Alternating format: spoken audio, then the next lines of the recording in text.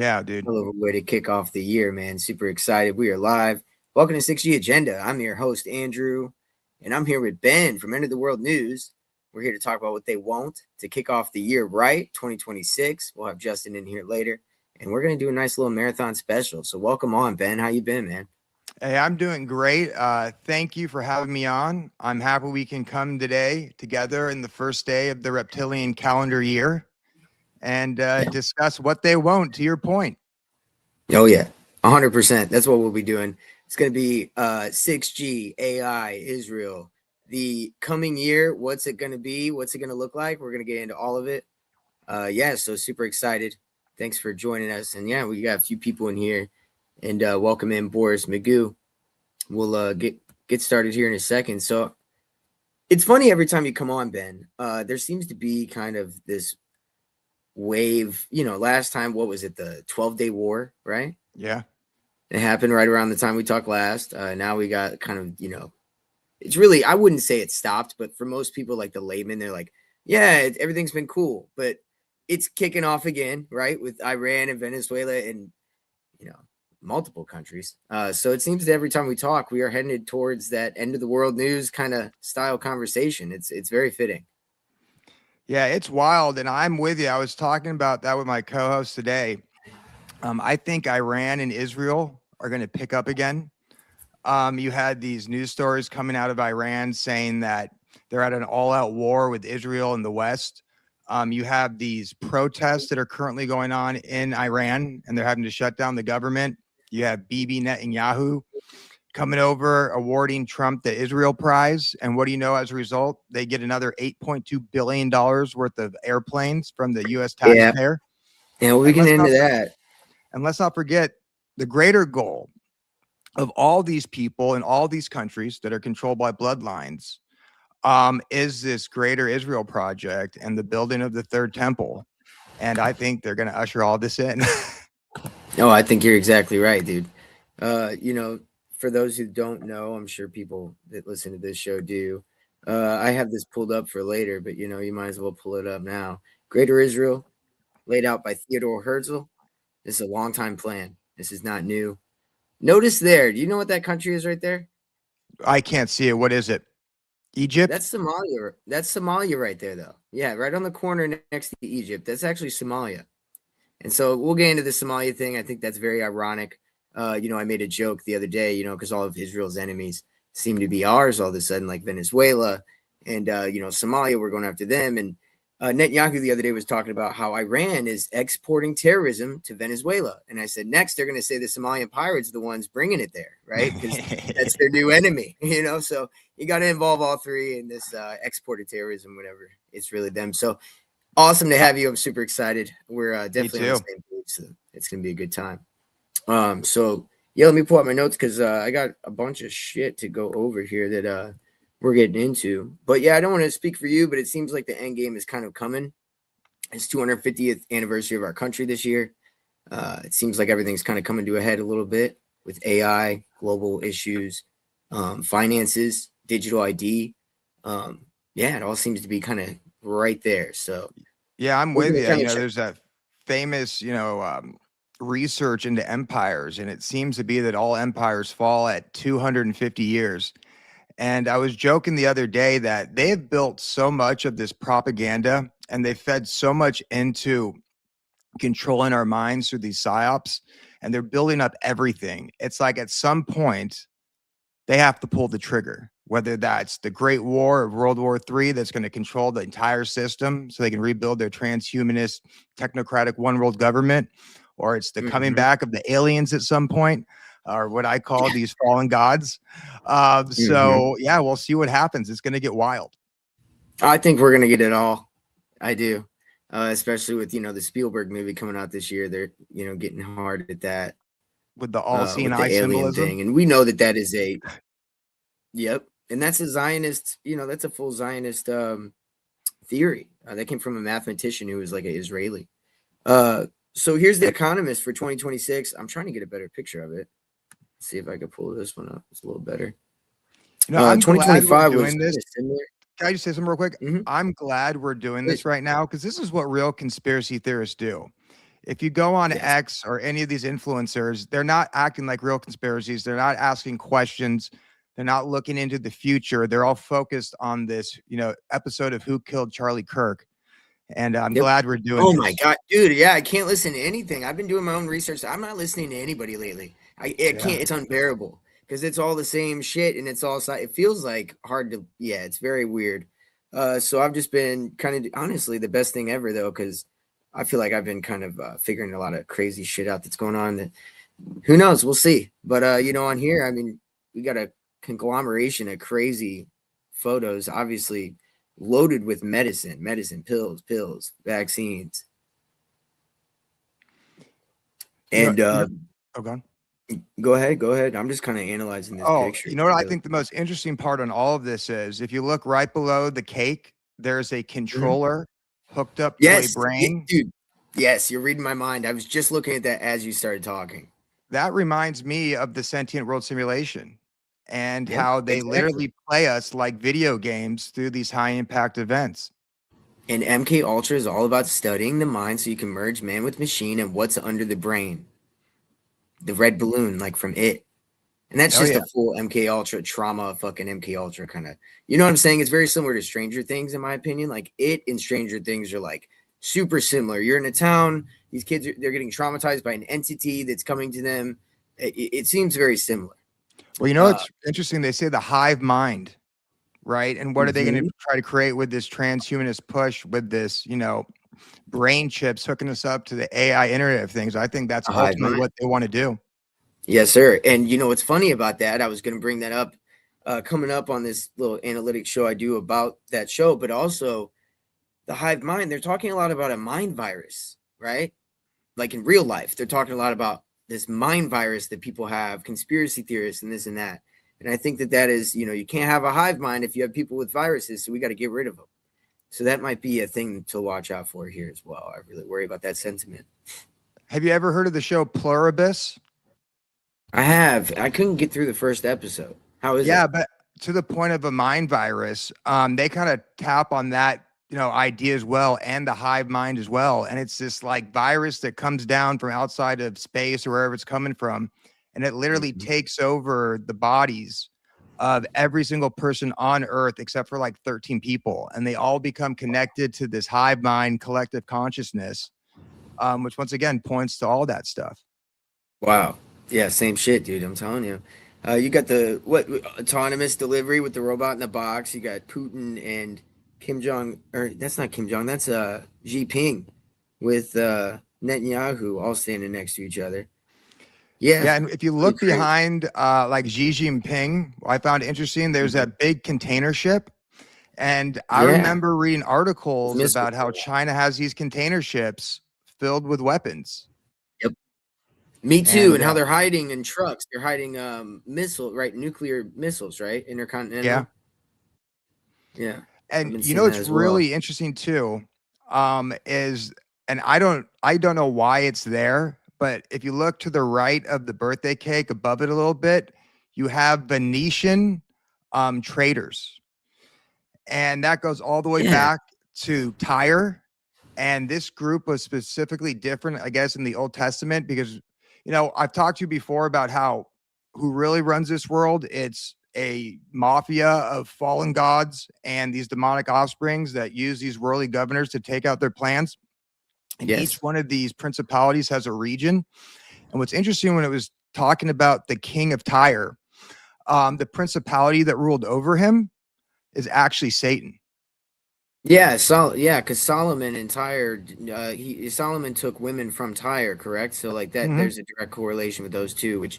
And what's funny about that? X is a symbol for Satan, hence Osiris and the crossed arms, X. We kind of went into this into my show. There's a lot of symbology with X and the devil. Like the devil works in contracts, and every time you sign your name, it's next to an X, correct? Yeah. So there's a lot of symbology with the X as well.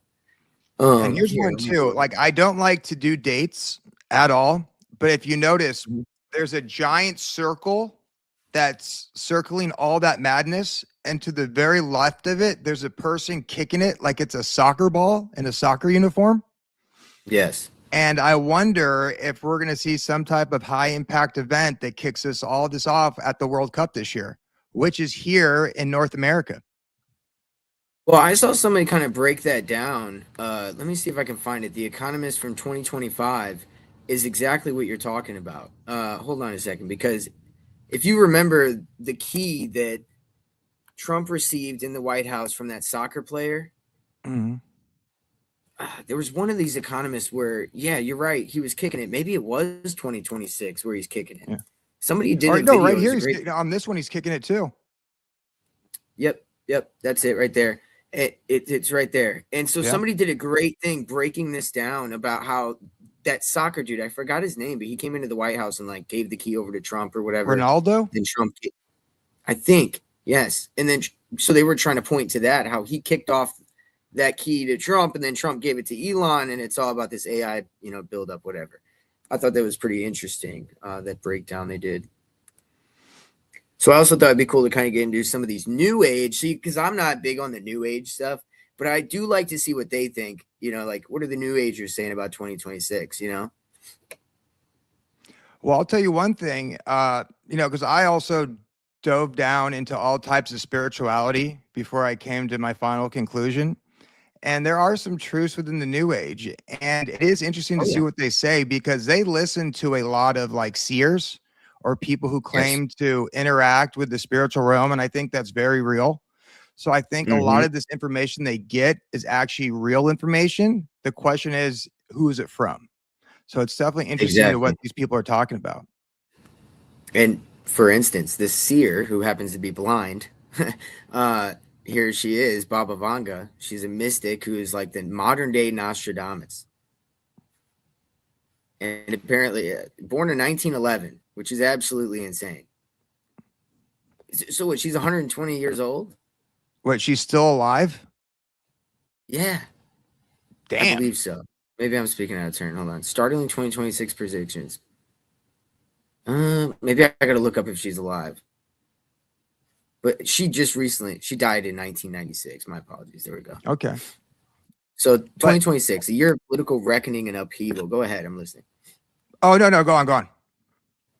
Well, I think it's funny because all this, the alien contact, a new light in the sky, visitors from the stars, geopolitical upheaval, political divide, rising military tensions, and that shall redraw the global political chessboard. She predicted all of this in what year? Well, this would have been before 1996 because. Wow. Yeah, I mean, yes. So this lady, she's got something going on. Now, again, sometimes I think that, they do this shit like with the 3i Atlas and with the China and everything. If this is all one big theatrical thing, then you would take new age mystics and make them look like they're prophets by, you know what I'm saying? By making this happen. I think it's bigger than that. So I think that they're going to usher in a mystery Babylon type religion. And that's what that religion is. It's the worship of the gods and the mystics. That's what this whole marathon is literally going to lead up to what you just said right there.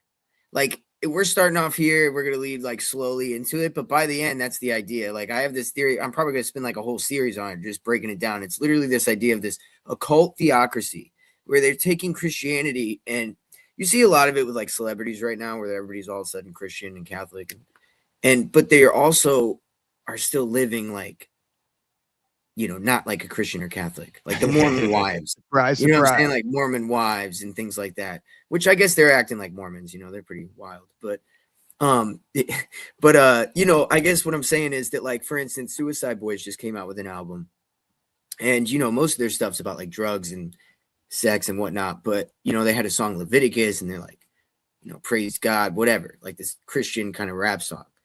And then the rest of it, though, is about like doing drugs and like sex and everything else. And I'm like, this is a weird way to hijack Christianity. You know what I'm saying? So it seems to be that kind of like what you're saying, they're perverting it as they take it. Well, just look at Kanye West and his whole Yeezus, transformation. And yeah, sure, he had a album talking about Jesus, but if you look at his entire catalog during that time, all the people he was producing, it's gangster rap. It's all part of the agenda.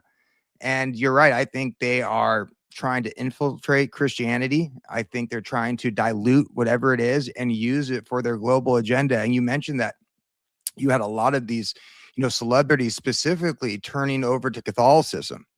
And I think these are all fake conversions, and we can get into that later on. But what's interesting is I think when it comes to at least the Christian community, that it's going to be the Catholic Church that is the tip of the sphere that leads us into Mystery Babylon. And all you have to do is look at a picture, what's his name, Pope Francis, when he has that green alien that's from the Nazca lines all over his, garb. He's talking about baptizing aliens. I think they're going to lead the charge. So it's funny you mentioned that. We're doing that Secret Teachings of All Ages breakdown. And we did this like Nephilims or Clowns episode. And Paul Stobbs, if you're familiar, he's kind of big on that theory. He talked about how a lot of the Mystery Babylon stuff that ended up in Egypt, the society was actually older in South America. So it's possible that it ended up there later from South America and originated there, which would make sense that the Catholic, that the Pope would have that. Understanding that would be the originator, the land of South America, not, you know what I mean? Yeah, I think it actually goes back to pre-flood history. Yes, it goes back to Atlantis, and I think all these, different cultures, whether it's the Mayans or the Egyptians, were all part of that Atlantean kingdom, and that Atlantean kingdom had what? 10 kingdoms. And if you read the Book of Revelations, as far as ushering in the final generation, there's 10 kings. It's almost like they're bringing new Atlantis, which is all part of their plan. Oh yeah, 1,000%. That's what's going on. Especially, we were going to break this down later, but I guess we could talk about it now too. What you're kind of talking about is the days of Atlantis, you could say, were Genesis 6. Yep. And the days of Noah. 6G, Genesis 6 is kind of an inverted reversed 6G, G6. And so also Genesis mission is all about AI. And then you read the Genesis book by Kissinger. It's all about AI and, what it means, the philosophies behind like what it means to essentially lose your free will to an autonomous system that's like a god. So again, we're talking about like creating a god and AI in this days of Noah scenario that you're kind of hinting at. Yeah, it's also interesting, and that was a good find that you showed me, that Genesis book, as well as that one speech that Giordano guy gave or whatever from DARPA. But I'll tell you one thing with that book. Now, this was just one of the ads that I saw for it, but obviously it's titled Genesis, right? And in the book of Genesis, God destroys the world by water. And then afterwards, you see a rainbow as a promise that he'll never destroy the world by water again. And at least on one of the ads that I saw, and there's different editions of this book, below the Genesis thing, it was actually like a rainbow shape or rainbow colored like splatter on the page. I was like, these guys just like to, and whether you believe in the Bible or not, these rulers of this world clearly do. And they try to counterfeit it, and they like to give it their own meaning. Is that one right there with the rainbow on there? Yeah, and in the way it comes forward, it reminds me of the 1,000 points of light or the eye above the pyramid, right? So I think that you're exactly on point with that. It's this idea of, but what is God, right? It's this idea, artificial intelligence, hope, and the human spirit.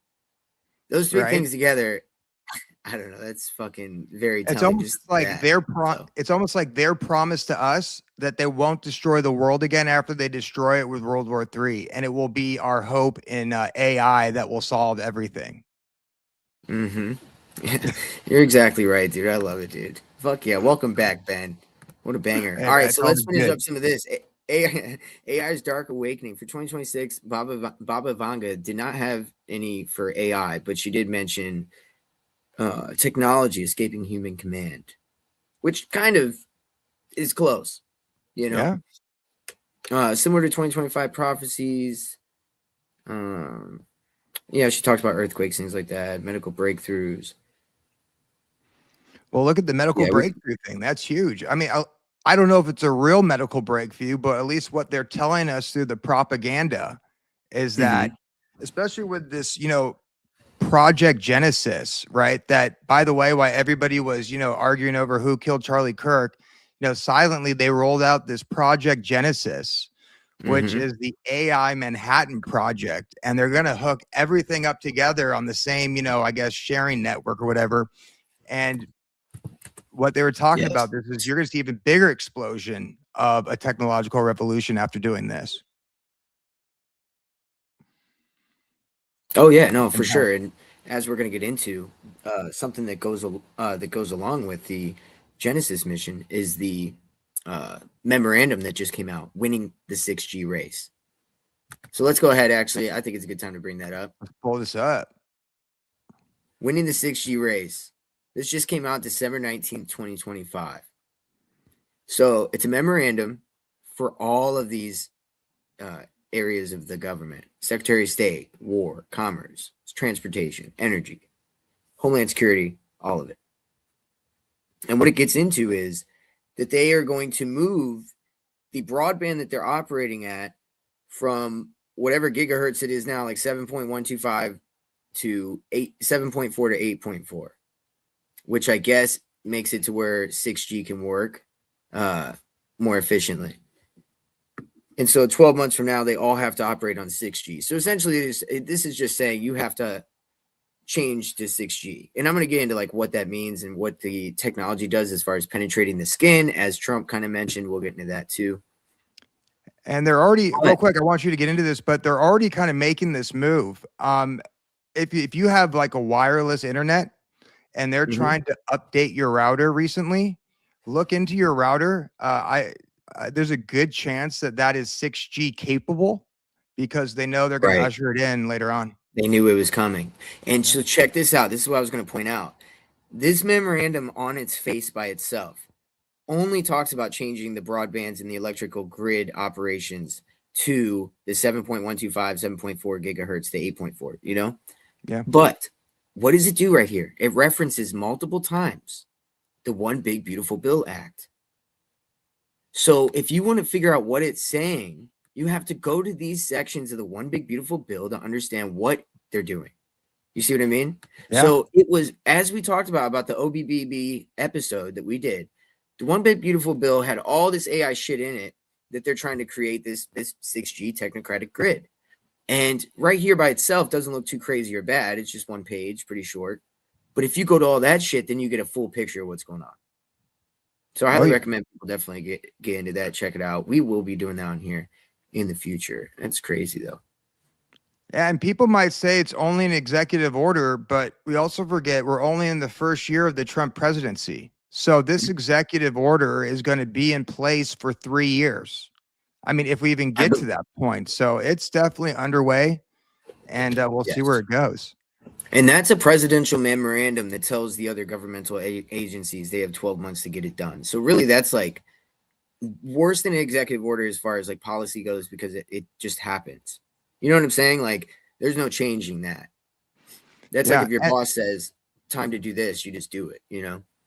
Yeah, and it'd be interesting to see globally if these other countries also are rolling out the 6G technology. I bet you China definitely has already to some extent, because I think, China was kind of like a training program so they could develop this technology. I think that's why they opened it back in the day with, Kissinger's back channel talks. And I think they literally opened up China so they could test out the beast system, or this technocratic state with the surveillance, 6G possibly. I heard they have it over there. They have the social they do have the 6G weaponry over there ready to go as well. Like directed energy, shit like that. It's very crazy. So speaking of the 6G and what Trump said as far as his comment, tell me if you could hear this first video I'm playing on the share. So I'll see if it works. So we're into 6G now. I just told you I was a leader on 5G getting that done. Can you hear that? Yeah. All right, good. Yeah, cool. Yeah, I don't know if you saw this video, but this person did a good breakdown of this. Shout out Something's Up in PA. So we're into 6G now. Go ahead, what? Oh, no. You're going to play the video right now? Mm-hmm. Yeah. Cool. Yeah, you can hear it? Yeah, I can hear it. Cool. It's pretty short. I just told you I was a leader on 5G getting that done. And now they're up to 6. Let's do it again. What does that do? Give you a little bit deeper view into somebody's skin? This is what convinces people to accept, to legitimize total biometric surveillance. We need not just to monitor people, we need to monitor what's happening under their skin. What does that do? Give you a little bit deeper view into somebody's skin? The future studies of the 21st century, they could be watching the minds, the brains of all the population all the time. And also they will have the computing power to analyze all that. What's that? So the deeper into the skin part, I've got some stuff right here that talks about that. That's why I wanted to play that. So this is how 7.4 and 8.4 gigahertz interacts with the human body. The penetration depth is about 1 to 3 millimeters into the skin. So it literally does penetrate the skin. Primary absorption is like your epidermis, dermis, sweat ducts. It's negligible to your organs in your brain. But there are biological interaction like that happens. So there's heating, like water molecule rotation heating or whatever in your body that can change like fucking your nerves, which because your nervous system's right there, so it can affect your brain on a subconscious kind of level or whatever, and affect your cortisol levels, which is important because that's what your stress releases is cortisol into your body. So there's a lot of that going on. Non-thermal effects are like skin nerve stimulation that I was kind of describing, superficial nerve endings that respond to like tingling, warmth, but it's on such a low level because it's frequency. And so it just kind of interacts with your body on a subconscious level. And so the oxidative stress part is kind of a big deal because this is what kind of causes a lot of cancers is all the, that's why you have a lot of waters that talk about antioxidants for your body. And so that's not good. So this isn't like great, you know? Oh no, it's a weapon. And I think, you know, to your point that China has already turned that into weapons. And if it can go at, you know, an inch into your skin or, you know, half an inch into your skin, think how it can penetrate your brain. And, you know, maybe that's what's going to get us all sick. I mean, there's always, you know, people are always talking about the 5G is getting us sick, and maybe the 5G didn't get us sick. But I think with the 6G and, you know, Trump talking about how it's going to penetrate the skin, maybe that's how they activate all the nanobots they put into people's bodies with the, you know, shots and all that kind of stuff. Yes. And also there's been poor studies about children and they have thinner skin, developing nervous systems, things like that. So we're bombarding children with these same electromagnetic like waves that may not affect your body the same as it does them. And so we're wondering why autism and things like that are on the rise. So yeah, you're exactly right. I mean, there's a lot with it. Yeah. And it's coming. And not to mention, that's going to speed up the surveillance state. That's going to allow them to really search everywhere they want in real time with these cameras, hooking up the surveillance grid, hooking it up to databases. I mean, if you watch how, you know, the kind of technology that, you know, China has rolled out, how they literally can track literally everybody at any moment, and they can identify them by their face, and it feeds back to some, you know, central brain unit within China. I think it's definitely coming here. And I think it's all attached to this 6G. Yeah, it's got to be because that's, you know, well, actually, you know, we'll get into that as well on here because they apparently already have the technology to do everything we talk about, but 6G is going to make it run so much better that it's just at another level. But it's not like they don't have it now. See, because I was thinking they needed to operate on like the Internet of Things and the terahertz technology or whatever. But that's not really the case. I mean, if they want to make the sentient world simulation that we've talked about, you do. But for now, you could do what you're talking about, like in China, this full operating system of just control. That's already ready to go. They could pull the trigger on that now. And, you know, it's already happening in the United States. You know, each country is different, but I think it's controlled by the same global web, and each population is different. And, you know, the American spirit is a little different than the Chinese spirit.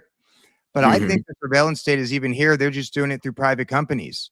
And if you look at the terms and service of all these apps that you download, or if you go into, say, a convention center and things of that nature, and they'll scan your ID, that there is a backdoor channel for government agencies in every single one of these things. So we are being surveilled, whether we know it or not. You know, it's just not right in our face. Yes. And then whatever there wasn't a backdoor channel for, it seems like Israel's just buying it up anyway to just take control of it. So either way, it's going to be owned by the same people, and we'll get into what that is and why that's a problem, as we've hinted about earlier. Before we segue over into that, because that'll be next, is kind of Israel and that geopolitical shit. Welcome on Jeezy Mac. How you doing, man? She was saying, yeah, she died in 96. All had a good one the other night. He was talking about short season on somebody's podcast. It was really good. The short season, like little season. What do you think that's about what he's talking about. What do you think about that, Ben? For me, I'm a premillennialist. So I don't think we're there yet. I don't think there is any real physical evidence or stories that told us that Jesus came down here and reigned for 1,000 years. I think they might point to some buildings that were built, and they could have been built at any time. People forget that after the flood, if you want to go the Bible route, after the flood, they built the Tower of Babel, which was this sacred, knowledge that they passed on from after the flood. They knew how to build these giant ziggurats or these portals. And then at some point, we also know that there was giants after the flood. They were called the Rephaim, and they had descendants. So this knowledge was available for these people to build these buildings. And I wonder if a lot of these buildings that the short season people point to are just built by these giants or built by these cultures. But that being said, they just proved the Tower of Babel. I think I just read an article yesterday that they proved that it was real archaeologically. Oh yeah. I mean, a lot of stuff in the Old Testament, they'll find out is definitely real. And that's what I say. That's just definitely a history book, to me. It's crazy. But I also have to say is, I don't know. Right. So if we are in Satan's short season, great, because after that we get a new heaven and a new earth. And I'll also add this to whether we are in premillennial or shortened state season, that doesn't change what we're supposed to do. That doesn't change how we fight the agenda. And I think the major war is a spiritual war. So spirituality is how we fight the real agenda. A relationship with God is how we fight the real agenda. Loving our neighbors like we love ourselves is how we fight the agenda. And whether Jesus has come or Jesus hasn't come, I don't think anything changes. I agree with that sentiment 1,000%. And yeah, it'd be real convenient to say he already came, so you're not worried. You know what I'm saying? Yeah. Yeah. Jeezy Mac, hit that like button. Damn right, man. Hit that like button, guys. Appreciate that. We're gonna fry up. I hope not. Gas prices are down 35% since Biden was president. Is that real? I don't know if that's real. Is that real? I guess they, towards the end there, it got really crazy, so whatever. I don't worry about the gas prices. I think, again, that's one of those things. You just crank it up, crank it down when you feel like it, just to piss people off. There's a lot of hot button words that you can say, oil, immigrants, trans, gas prices, and people will get real crazy, and then you can get them in a frenzy and just get them to sway any way you want as far as how they feel about a thing. And so I just don't trip about that kind of shit, even though, of course, I do wish it was lower. Yeah, no, I've noticed that. I think everyone is MK Ultra to a certain extent. And when they hear these key words or phrases, regardless of what side you're on, it just sends everybody in on a tizzy. And that's ultimately what they want, Yep. We are in the 6G already. Alquim, you are 100% correct. Sabrina Wallace, I'll have to check her out. I didn't know she explained 6G technology. I actually haven't heard of that. Have you? No.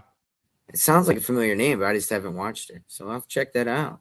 Anybody who deep dives that shit like us, we love it. Oh, yeah. We should just might as well let them put all of our balls in a microwave. Hell yeah, Jeezy. I actually, that they actually have, though, they have Faraday underwear. Yeah, they got Faraday everything, man. I was thinking about buying some, but it's like $100 a pair. I mean, I love my balls, but at that point, if they're zapping those things, they're probably zapping the rest of my body. And my poor children. Each time we up the bandwidth, the closer we get to omnidirectional microwave. Yeah, I could see that, and maybe that's why they're trying to block out the sun to cool everything off. Home Wi-Fi can map out the house. Yep. And 6G is broadcasted from cell phone towers. Okay. Dude, if I ever could tell the difference between Chinese people, we're in big trouble. Dude, Jeezy really is the comedian in the chat, man. What would we do without him? I How also for just thought Babylon. about this too. Mhm. Talking about 6G being able to penetrate the body. You were talking about how it can ultimately lead to cancers and things like that. And we've talked about this before. It definitely looks like that the powers and principalities of this world are trying to manufacture this biblical prophecy. And if you read the book of Revelations, there's a mass die-off of people in certain steps. And the first one is, I think, a quarter of the people die through the 4 horsemen that come down here, and pestilence is one of them. And then there's another round where 1/3 of people left on Earth are killed. So I wonder if that 6G agenda is tied to, killing off 1/4 of humanity. I think you're right, and we'll come back. We'll come back to the chat. Actually, thank you. Hi, everybody. Yeah, we'll come back to the chat in just a second because you just reminded me of something that I was going to bring up on here. Because I think you're exactly right about that. This guy, I don't know if it's on this one, but we will find it. This has something to do with it as well, and it kind of explains what we're getting at. But there was a rabbi who was talking about how World War II will look like child's play whenever World War III happens. And then he started quoting his biblical prophecy, just like you said. So I think it's worth getting into what it is you're referring to. Oh, you want me to talk about it? Yeah, definitely. The way yeah. Wait, this is it here too, though. I do play want it. Yeah, play it. show you this because this guy it freaks me out a little bit. This guy is it's freaky. Yeah. Bringing about the collapse of a nation is by bringing about the collapse of its economy. Another way is by sending it to war. A nation can lose its glory from war. That is how it happened in the past. The Babylonians, the Persians. The Romans were never destroyed because the Romans split up into many countries. This is Who important. is Rome today? Europe and the United States. Rabbis tell us that before Mashiach comes, there will be many wars. And these wars will eventually bring about the collapse of Edom. Not only the economy will be in ruins, but many people will lose their life as a result of this war. And this World War II that will be child's play compared to a third war that will occur later on. And all those goyim who brought about so much pain and suffering on the Jewish people will be punished. Every square inch of Europe is drenched with Jewish blood. So I'm not envious of anybody living in Europe at this time. Wow. Before a new world is built, the old has to be destroyed. Other ways. So that's what you're referring to, right? Yeah. So, essentially what they're trying to do is fulfill this biblical prophecy. And that's when all the nations turn on Israel and there's this final battle. And it leads up to a 7-year battle of Gog and Magog. And, I think they've been doing this ever since, Theodore Herzl, probably before that, with this Greater Israel Project. But I think it's important. They're going to make this a holy war, right? They're going to make this, because I think they're all involved. They say they're going to battle with Rome, but Rome and, the Zionist movement work hand in hand in everything that they do. Just go look at one of those popes wearing one of those hats with a giant star on it, if that's the Star of Remphan and things of that nature. So I think what they're doing is they're selling it to their people to get their consent. But I think the reason they're going to make it a holy war is because that's going to usher in this mystery Babylon religion. I think they're going to scapegoat the Abrahamic faiths after this giant war that's going to put World War II look like child's play.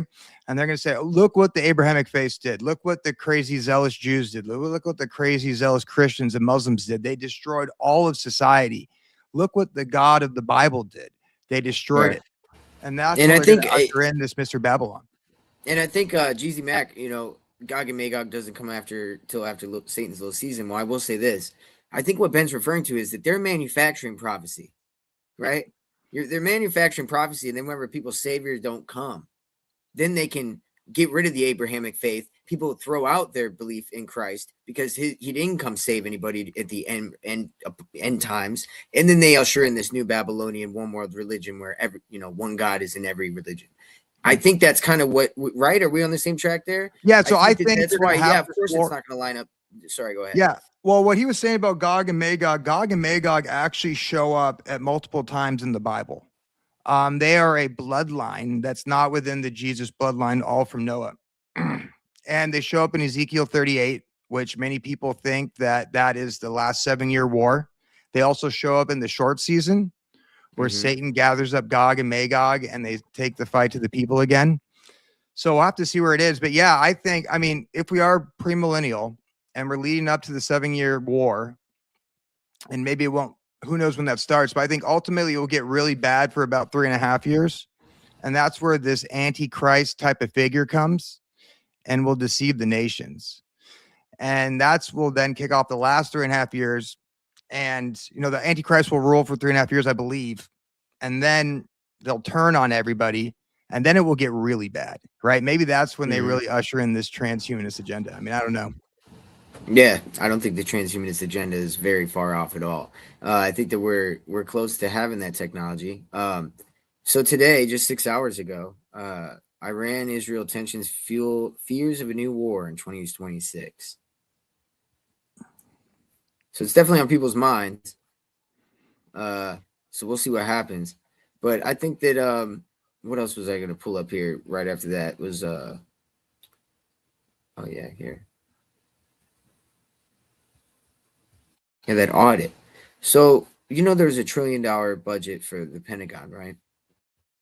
$1 trillion This year, budget. it's Oh like the yeah. biggest What one was they ever this year? did. 900 or And then something they like that? failed. Yeah, it was like 800 billion or a trillion, pretty much $1 trillion. Pretty They much rounded trillion. up a You little know, it's bit. a rounding But error at then this eight point. exactly. And then 8.6 billion or million or billion, what was it? Goes to for these fighter jets, right? 8 billion. And you mentioned that earlier, and I just think it's funny. Like, we give them more money, we do the Doge thing, probably just to give it over to the military so they could give over this shit to them. You know? Oh yeah. And But even yeah, that's a I drop just in the think bucket of what we spend. $8.2 billion. yeah, there's $1 trillion. There's $1 trillion in waste this year, apparently. 1.6 trillion in like Really? waste. According to You know, that's Rand funny that Paul, you he bring did that like up because have you been paying attention to what's going on in Minneapolis and all the fraud that's yes, going on there? And everybody's yes. losing it. They're like, oh my God, $5 billion was stolen. I'm like, yeah, the Pentagon also failed its audit for the 8th time in a row. And Catherine Austin Fitts has come out and talked about how between like 20 years, the Pentagon actually stole $21 trillion. And it's almost like they're using, you know, Minneapolis as a fall guy. So you don't really pay attention to what they're doing at a federal level and even these other states to a certain extent. No, I think you're right about that. Actually, you know, I had that tab up here. I lost it. Somalia. Where was that at? Damn it. There was an article that talked about how the Somalia shit's been going on for years. And all of a sudden now it's like this big thing. And recently, I don't know if everybody saw this, but Somalia, you know, Israel recognized Somaliland as a state, right? And then right after that, the leader of Somalia called Netanyahu and Israel an enemy. And then now Somalia is like public enemy number one, and we're getting into all of this corruption, which I'm not saying it's not real corruption, but I'm just saying that, you know, it's not new. You know what I'm saying? Like, this isn't something that like just started happening. Damn, I'm kind of going through all of these. I'm trying to find this. Hold on. Yeah, it was actually discovered by, you know, and this guy's another op though, it was actually discovered by James O'Keefe with his Project Veritas stuff about 5 years ago, but it didn't get any play really. And it's almost like they were saving it for a specific time. And granted, if they go in and they shut down all these things, guess what? They're just going to replace them with other organizations and they're just going to steal more money. That's the point of the government. It doesn't matter if it's a leftist government or a rightist government. What they do is steal money and they give it to their, you know, compadres. And that's the only difference between right and left is who gets to steal the money. No, exactly. And here it is. Decade of deception. Okay, I've been trying to find this.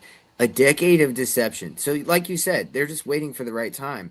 This has been getting investigated for over 10 years. Fox News put out an article about it in 2015 about how like a suitcase of millions of dollars left, you know, in a plane. It talks about here in 2013 that an auditor uncovered 4 daycare centers exploiting Minnesota's child assistant care program. Dozens more suspicious cases totaling over $100 million in fraud And this was in 2013. Yeah. So as we're saying, it's nothing new. So what is it about, right? It's about Israel's enemies. It's about the Greater Israel Project, as you talked about, right? Yeah, I think it's also about, to a certain extent, because I saw that connection right there. I don't really know what Somaliland is. I actually looked into it a little bit, but also it feeds into this push to Christian nationalism as well. Because I think we're moving the We'll other get to that way, as well. and the Christian nationalists want this Christian country where they legislate the laws of the Bible through Rome, which is not biblical whatsoever. But you need the foe in that, right? You need this, example of a region of the country. And I'm just going to be honest, it's crazy there a little bit to a certain extent. And they're just highlighting it like crazy, and people are losing their minds. So I think it feeds into that, probably feeds into the Greater Israel Project as well. I think these things are all interconnected. I think that Yes, sir. all these intelligence agencies, they all have their agendas, but they definitely overlap a lot. Well, speaking of what you just said with this Christian nationalist, look at this. Israel has just announced that the IDF will open a new front to protect all Christians in Africa and the Middle East. From who? ISIS, who they and the United States fund? No, I think it's about this.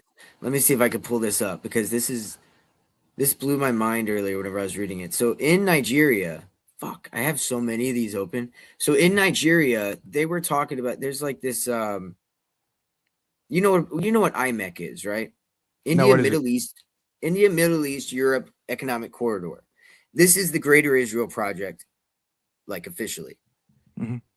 And so this is the idea that it's a memorandum and understanding between these governments with Turkey, India, that they're going to create this Greater Israel.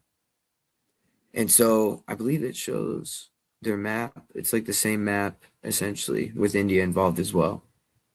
And so, hold on, let me find.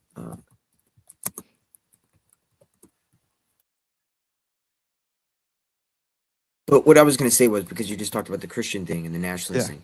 So they were saying the exact same thing right here. All of a sudden, they have this new passion in Africa, and that's Christians' well-being, And let me find this here. I had so many tabs, I think my laptop actually closes them automatically or something once it hits a certain amount.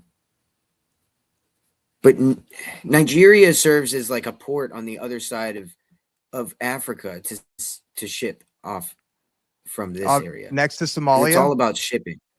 Yeah. No, so Nigeria is on the other side of Africa. And so it's more like to ship away from Africa, on the west side. Somalia is right here. It's like right here in the lower end of that Greater Israel area. Yeah. And so, go ahead while I look for this. Because it's really interesting. So I'm sure there's many, economic, benefits to the Greater Israel Project, but to a certain extent, I almost think that that's a little bit of a smokescreen, because if you look at the original borders of Israel in the Bible, that sliver that they have right now are not the original borders. If you just type out borders of biblical Israel, they pretty much mirror the Greater Israel Project. Maybe not Somalia in there, but it is identical to a certain extent. And I think that lines up with them fulfilling this prophecy, or trying to fulfill this prophecy. I mean, it's crazy when you look at the similarities behind the two of them. Yeah, no, I agree. I mean, I think that the Palestine is what it used to be called, and then they changed it to Israel in the Bible, right? But it used to be called like Palestine in the Bible. Before it was Israel in the Bible, I think it was, I could be wrong, you might want to Google this, but it may have been like the Philistines or something like that. Oh, I see. Yeah. I didn't know that. It was definitely some pagan tribe that used to live there. And then they went in there and got it. And then, after Rome sacked it in 70 AD, and everybody was dispersed all over out the world. Here we go. I found it. Okay. Yeah, dude. Well, okay. So maybe it is a little bit of a smoke screen. But I do think that it is by no mistake that all of a sudden these countries are super important whenever they've been trying to, as they talk about here. This is some Nigerian, like, I guess, magazine or something, where they talk about the Christian persecution that they're talking about in Africa, which is the point of the IDF creating this group to to protect the Christians, which I don't believe that that's what they're doing. What's interesting, it's who's killing the Christians in Nigeria, and it's been going on for about like 10 years, right? Mm-hmm. And isn't it like Boko Haram or ISIS that is killing all these Christians and stuff like that? Right. And we know that that's the Israeli Secret Intelligence Service. Right. And you have a Trump on Christmas Day going in and bombing ISIS supposedly in Nigeria, and all those things. They talked about him treating his employees as a land developer starts to make sense because he goes in and kills all the people he funds on Christmas. Think about all the places that have had civil wars and crazy things going on in the past 20 years. Sudan, Uganda, Rwanda, South Sudan, Ethiopia. These are all places that have been hit hard by this. These are also places that Israel has been heavy with their engagement trying to take over. And it says here, in Nigeria, more specifically, Israeli involvement has been particularly adept at exploiting the country's geography-driven religious divisions, turning spatial differences into political leverages. I mean, I think they're doing this to all the major areas right next to them in Africa. Oh, yeah. And then they're saying, oh, we're trying to protect the Christians, just to kind of make themselves look holier than thou. Yeah. I think there's a general rule of thumb. If it's from the government, any government, don't trust any word they're saying. In fact, it's probably the opposite reason they're doing things that they tell you they're doing. That's a fact. Believe the opposite. So did you see this? This was kind of going around. I'm sure some of our listeners probably saw this as well. This is a photo that Trump, it seems like he reposted it, but it's a photo from the timestamp is 9/11 if you look at the actual photo. I saw that. Yeah, but he posted it on 12/30/2025, 4:44 p.m., of course. Great time there. And so there's a lot of symbology here I wanted to kind of go over with you. Oh, yeah, do it. Crazy. So you have the falcon. It's not an eagle. He calls it a bald eagle, which is funny that he calls it a bald eagle because in Egypt, whenever they started this mystery school, the falcon was what we turned into the eagle in Rome and in America as well. But they're the same thing. So I think that's kind of funny because it's really the same shit. So he calls it a bald eagle. He's not really wrong as far as like to him, it is the same because he's a part of this Freemasonic fucking, cult. You see what I mean? And even the 13 behind him on the pillar, because it's a windmill, but this looks like a pillar because that's all you see, right? So where is this picture taking place? In Egypt? So this was taken in Israel, apparently. Okay. Which is even better. This is even better. So the picture was taken in Israel of wind farms or windmills. And he's saying windmills are killing all of our beautiful bald eagles, but it was taken in Israel on 9/11 with a falcon on the ground. I believe this represents Rome dead. I think the 13 on the pillar is symbolic of the manifestation of the same Friday the 13th, which was the day that the Freemasons were led to slaughter by the Pope and the King. I think that this is supposed to show the same concept of it happening to America, Rome. You know what I'm saying? I think that the Pope and the King were an extension of Rome at that time, and that the Freemasons fell victim to them at that point. You know what I'm saying? As the Knights Templars. Oh, yeah. And so if you were to look, if you look at it in that light, it makes sense. 9/11 was the beginning of the ushering in of this beast system and the end of our country. And then this will manifest the rest of it. And you even have the manifestation numbers down here with the timestamp 444. And you also have the 1, 2, 3, which makes 6, and 2 and 5, which makes 7, 6, 7, which it's funny that that's a trend right now, but that's really the idea of success through sacrifice, or this idea of doing something, going through the lower to get through the higher, the idea of hitting the bottom so you can get to the top, right? Killing so you can be successful is another way to look at it. Can I ask you a question? Yes. Why do you think that these people put out these like hidden secret messages, coded messages that we like to decipher? Like, what's the point of them doing that? I don't know, man. it's one of those things that, he says things like, oh, Charlie was a builder. He was a great builder, right? I don't know. I mean, they do that shit a lot. And it reminds me of this idea of an open conspiracy, where it's not really hidden. It's just that people don't really pay attention, Well, I also think that the entire I became a conspiracy theorist because of it. But I wonder if the whole conspiracy noticing movement is actually a psychological operation too. Right. Because the majority of it started, whether, you believe it or not, or you did believe it or whatever, it was really turbocharged with QAnon. That's when the general population started becoming professional conspiracy theorists. And I also like to joke about this. It's like, and people have been paying. So let's just take Charlie Kirk for an example, right? After that happened, there was a trend of people searching up Google Trends and keywords specific to Charlie Kirk, and they searched for them within the Google search history. And they found out that people were searching these terms, which would appear out of nowhere before this happened. And the search VPNs or whatever traced back to DC, or they traced back to Israel. And then they did it again with the DC shooter. And then they also did it again with the Bondi Beach false flag attack. Yes, sir. And this is the difference between the mainstream alternative media and what a real conspiracy theorist is, right? Or someone who actually asks questions, because the mainstream media will point at this and go, up, see Israel, it's Israel. And where I'm like, wait a minute. Mossad's unofficial motto is through deception, we wage war.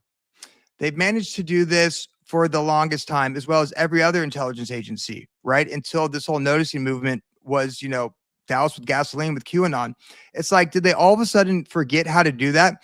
And why are there all these breadcrumbs? And in this case, digital breadcrumbs leading back to this. You would think after the first time, if it was truly a mistake, right? Mossad or the CIA, when it was, searched to go back to DC, they would have had a talk with all the people in on the operation and say, for the love of God or for the love of Satan, please quit publicly searching operatives on Google so that leads can lead back to us. And it happened 3 more times in a row. No, I'm with you. I've thought that many times.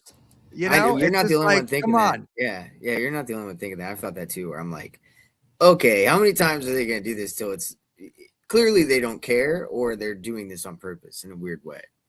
You're exactly right there. That goes to this fulfillment of prophecy. And to me, for the like of me, that only explains the behavior of the Israeli government. Because in this prophecy, the nations, which are the countries, are turn on Israel, and there's great war. And like never before we've seen in history, public perception of the way they view Israel, especially after World War II, is definitely changing. And it's one high impact event after another. It's the social change you see within Turning Point USA, which I call the death of Zionism, or the social death of Zionism. I think is actually what they want. So yeah, I think they're making it public. I think they want people to notice. So eventually they can usher in this great war that they're planning. Yeah, no, 1,000%, dude. That's, and I've noticed that exact thing, but at the same time, like with the whole, like, what do you think? So what do you think about the Nicki Minaj thing and Erica Kirk? I mean, what is that?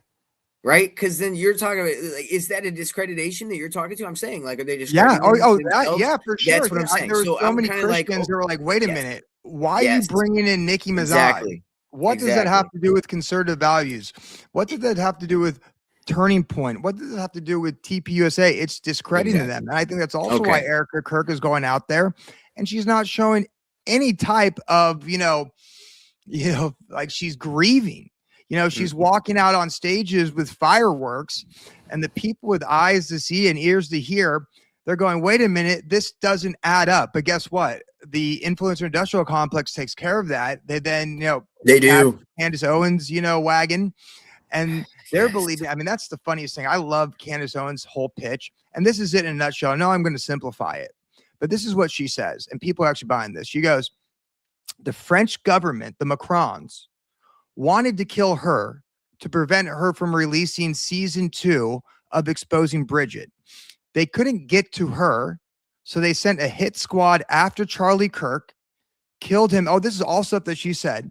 Killed him to delay her release of season 2 of Bridget McCron, because now she has to focus on who killed, Charlie Kirk, which is just a reboot of Who Killed Carmen Sandiego.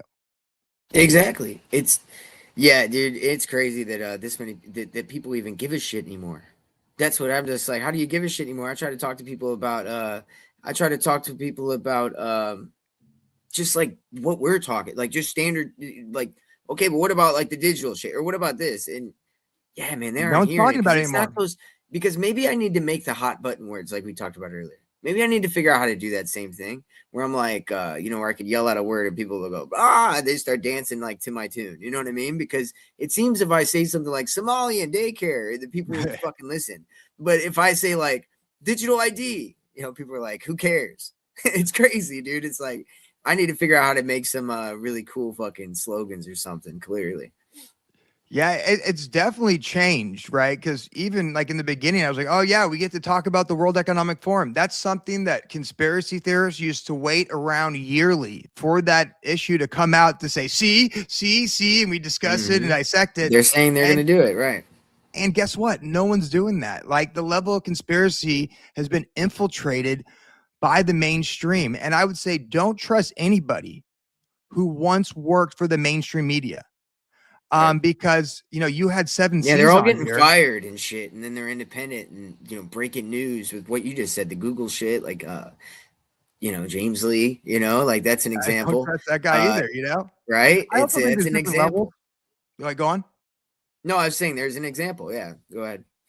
And I think there's different levels within this influencer industrial complex. I don't necessarily think that all are tied into intelligence. I think there's a level of grifters, I guess, who are doing it for the bag and doing it for the fame. And, are they evil? No, but they are just reposting all this slop. And yes, there's Fed slop and there's mainstream alternative media slop. And I always say, when you promote the PSYOP, you become the PSYOP. And that's why I really don't promote anything that any of these people say, because you're just giving validity to the whole false system. No, that's 1,000%, man. I'm trying to think of here, hold on. Where was that? I'm trying to think of what that video was that I saw earlier so I can show you here. I have so many that I saved. We could sit here all fucking day looking at these, but I'm trying to find the one that relates to what we were just talking about here, because you just reminded me of it. Hold on. Of Greater Israel? Oh, here, check this out. Yeah, because this is what we talked about before the show. This idea that Israel's enemies, because we're in Venezuela now fighting them because of all the drugs they're sending out. But here's the truth. Like this guy says, Adam Media, Israel behind the Venezuela false flag war. I do think that there's a lot of truth to that statement. Netanyahu is the source of the lies. He says, Iran is in cahoots with Venezuela, sending Hezbollah to the United States. So Iran and Venezuela are working together now, right? These are enemies of Netanyahu. Maduro was calling Netanyahu worse than, the Hitler regime.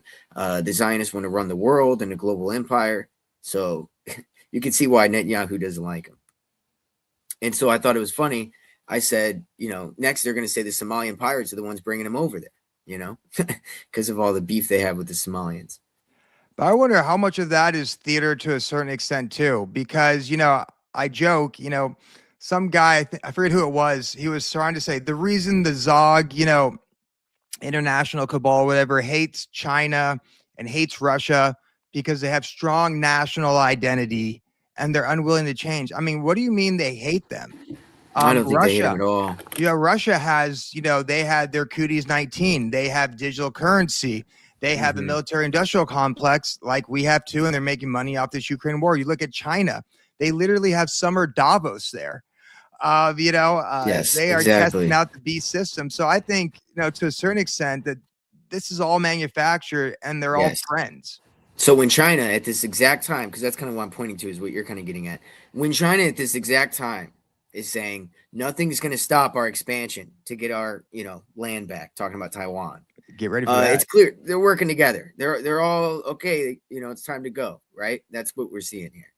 Yeah. And what's really interesting too, I think I talked about it earlier with you before we started, but just to give you an idea how manufactured all this is, and especially the opposition, At AmFest, you had, what's his name? Steve Bannon, who came out and started talking crap about Ben Shapiro, which I believe was the social death of Ben Shapiro and the Zionist movement. Well, anyways, he was calling out the Greater Israel Project, right? And how it's empirical and it has nothing to do with Israel, but it's the empirical expansion of Netanyahu and his clan, right? So he was definitely, and that's a big truth bomb at AmFest.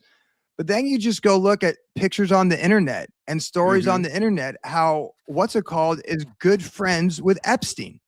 Yep. He actually tried to rehabilitate his image. There's literally photos that came out of them posing together, one with a picture of a trafficking victim on Epstein's desk. And just one more thing. Are you familiar with Daryl Cooper? Marty Maid, everybody's famous alternative history guy. Well, anyways, he came out recently and, he went on, CIA Tucker Carlson show. He went on the, Palantir controlled Joe Rogan show. And, this guy is America First, anti-Zionist. He took the Nazi side, when explaining the true history of World War II. And I think both sides lie. But anyways, he came out and he started saying, we need to vote for JD Vance. And he said something like, he's not some creation of Peter Thiel. You guys are just idiots and stuff like that. And people are like, wait a minute, this guy, he met JD Vance at Yale. He then brought him in to work at Mithro Capital. He then set him up on his own capital fund. He then gave him $14 million to become the senator of Ohio. But then and as people are kind of arguing with him, noticing a little bit, he then makes a revelation that one, Peter Thiel is a fan of the show. Two, he actually went to a dinner that Peter Thiel actually, hosted. So here we have both Steve Bannon and what's his name, Marty Maid or Daryl Cooper, acting like they're trying to fight the Zionist movement when they're in cahoots with the Pharisees of all time. That's exactly right. It's all manufactured. Every aspect of this entire thing, I believe, is manufactured. I think you're right, and I think that it's multi-generational.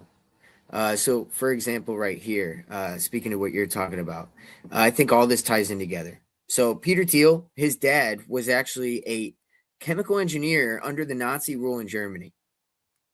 And they actually moved out of Germany, right, as people were kind of like, trying to get be like, hey, people need to answer for their sins. And so they got out of there. So you have a direct Nazi tie with Peter Thiel. Peter Thiel hangs out with the Opus Dei priests. He's very close with the Opus Dei priest. If you're familiar with who that is, that's like the Da Vinci Code, the guy whipping himself, super culty Catholic. And so when I was reading Dark Majesty by Tex Mars, highly recommend if you ever read him. He was a pastor, but conspiracy theorist pastor. Dude's a badass. He talked about the machine brain, the whole hive mind shit in the 90s, but also like from a biblical point, it's crazy. This guy's amazing. Yeah, it's the giants who had the hive mind. And he talked about the X being satanic. So he says that the Skull and Bones, he has this whole book right here. This whole book, Dark Majesty, is pretty much all about the Skull and Bones. It's called The Secret Brotherhood and the magic of 1,000 points of light. So again, with the Genesis Missing book, the 1,000 points of light, how it looked. So in there, he talks about Skull and Bones heavy, like the whole time. Prescott Bush, he was a Skull and Bones member who funded the Nazis and the Bolsheviks, who was the father of H.W. Bush, who brought up 1,000 points of light in a, on the podium, presidential podium. He's talking about 1,000 points of light and a new order of the world, just like Hitler. So you have a direct tie because the Skull and Bones, not only did they fund the Nazis, the Skull and Bones members went over to Germany, and we know that Hitler was a dual member society, which is a secret society in Germany that's tied to the Skull and Bones. And so you have all this weird secret society. Well, Hitler believed that he was a knight of the Catholic Church, like a Jesuit priest knight, and that he was doing the good fight for the Vatican, essentially. I think they called it like a theocratic knight or some kind of knight. Started with the T, theocratic knight, something like that.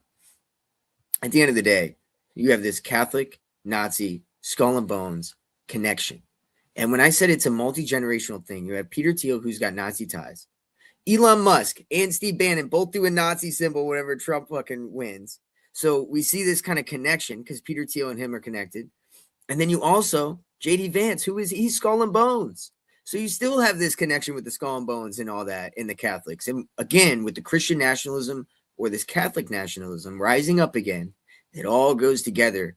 It seems to be another generation of a culmination of this movement. Well, yeah, I think they all work together. And just look at the Havara Agreement. You know, you have Zionist faction and Nazi factions working together to allow, 66,000 of the richest German Jews in the area to transfer 2/3 of their wealth to the Greater Israel Project. And it's still happening today. I joke. And you see that today with and Bilderberg Group is just one group. But what I think they're actually going to try to do is they're going to use the Zionist movement to collapse everything. And they're going to use the Bilderberg Group because you have all those guys from Silicon Valley, whether it's Peter Thiel, Karp with Palantir, who's the ex-CEO of Google, whoever that guy is. But anyways, the guy who started the Bilderberg Group was some, prince from the Netherlands and a card-carrying Nazi. Yep. Exactly. So, and Peter Thiel's in the Bilderberg Group, right? So it is a multi-generational thing. George Soros, proud Nazi as a child. He was a child, but he was proud of his kind of the past that he saw. And it's just a great time in his life. Exactly. So turning on his own people. Yeah, which is I think also what I also want to say when I say all this stuff, when we talk about these specific groups, I'm only talking about the institutions and the people in control of power. I think for the most part, whatever group you're part of, you're deceived to a certain extent. I know I was definitely deceived to a certain extent. I remember there's a time in my life where I actually rooted on the USA when they invaded a land in the Middle East and they would go blow them up. I was actually cheering that with all my heart. And God gave me the grace to find the error in my ways. And it didn't mean that I was necessarily an evil person. I was just being programmed by the propaganda mind matrix. And I think we have to show, to a certain extent, we have to call out truth where truth needs to be called out and evil where evil needs to call out. But I think we also have to show grace to these people because if we want to bring them into the team, right, to see through this stuff, I think you have to be nice to these people to a certain extent. If you say you're just an asshole or an idiot and things like that, is that really helping the cause that much? No, it's not. You definitely got to work with it. So with that, fuck, I lost my train. Sorry, I was actually kind of laughing at this. I just put it up here. That's why the word is at the end of the word Ashkenazi. Actually, okay, so that did remind me of what I was going to say. Thank you for that. Because it's not when you look at the turning of their own people and it's not all of them. Well, let's look at Stalin for a minute, right? We know that they were kind of a mostly Jewish, the Lenin Stalin kind of movement that took over and made the Soviet Union. So why did Stalin kill so many Jews and so many people? That question has never really made sense to me. And I actually kind of through Tex Mars kind of was learning a little bit about this, and I want to see what you think about this. So he said that there's two types of Zionists. Two faces of Zionism is what he called it. There's a cosmopolitan Zionist and a nationalist Zionist. So the cosmopolitan Zionists can live anywhere and, can rule from there as their Zionist regime. So Stalin would be a cosmopolitan one. So he takes over the country of Russia. He creates his Jewish regime, right? His Zionist regime, you could call it. But he hears about these people over in Israel, right? Because Israel is being created. And they're talking about wanting to rule from there, right? And he's not having that shit. And he sees anybody who fucking is loyal to that starts killing them. So what Tex Mars is kind of saying is that there's no loyalty amongst thieves, right? Oh. And that there's no honor amongst thieves. And so they'll kill their own as soon as they threaten them.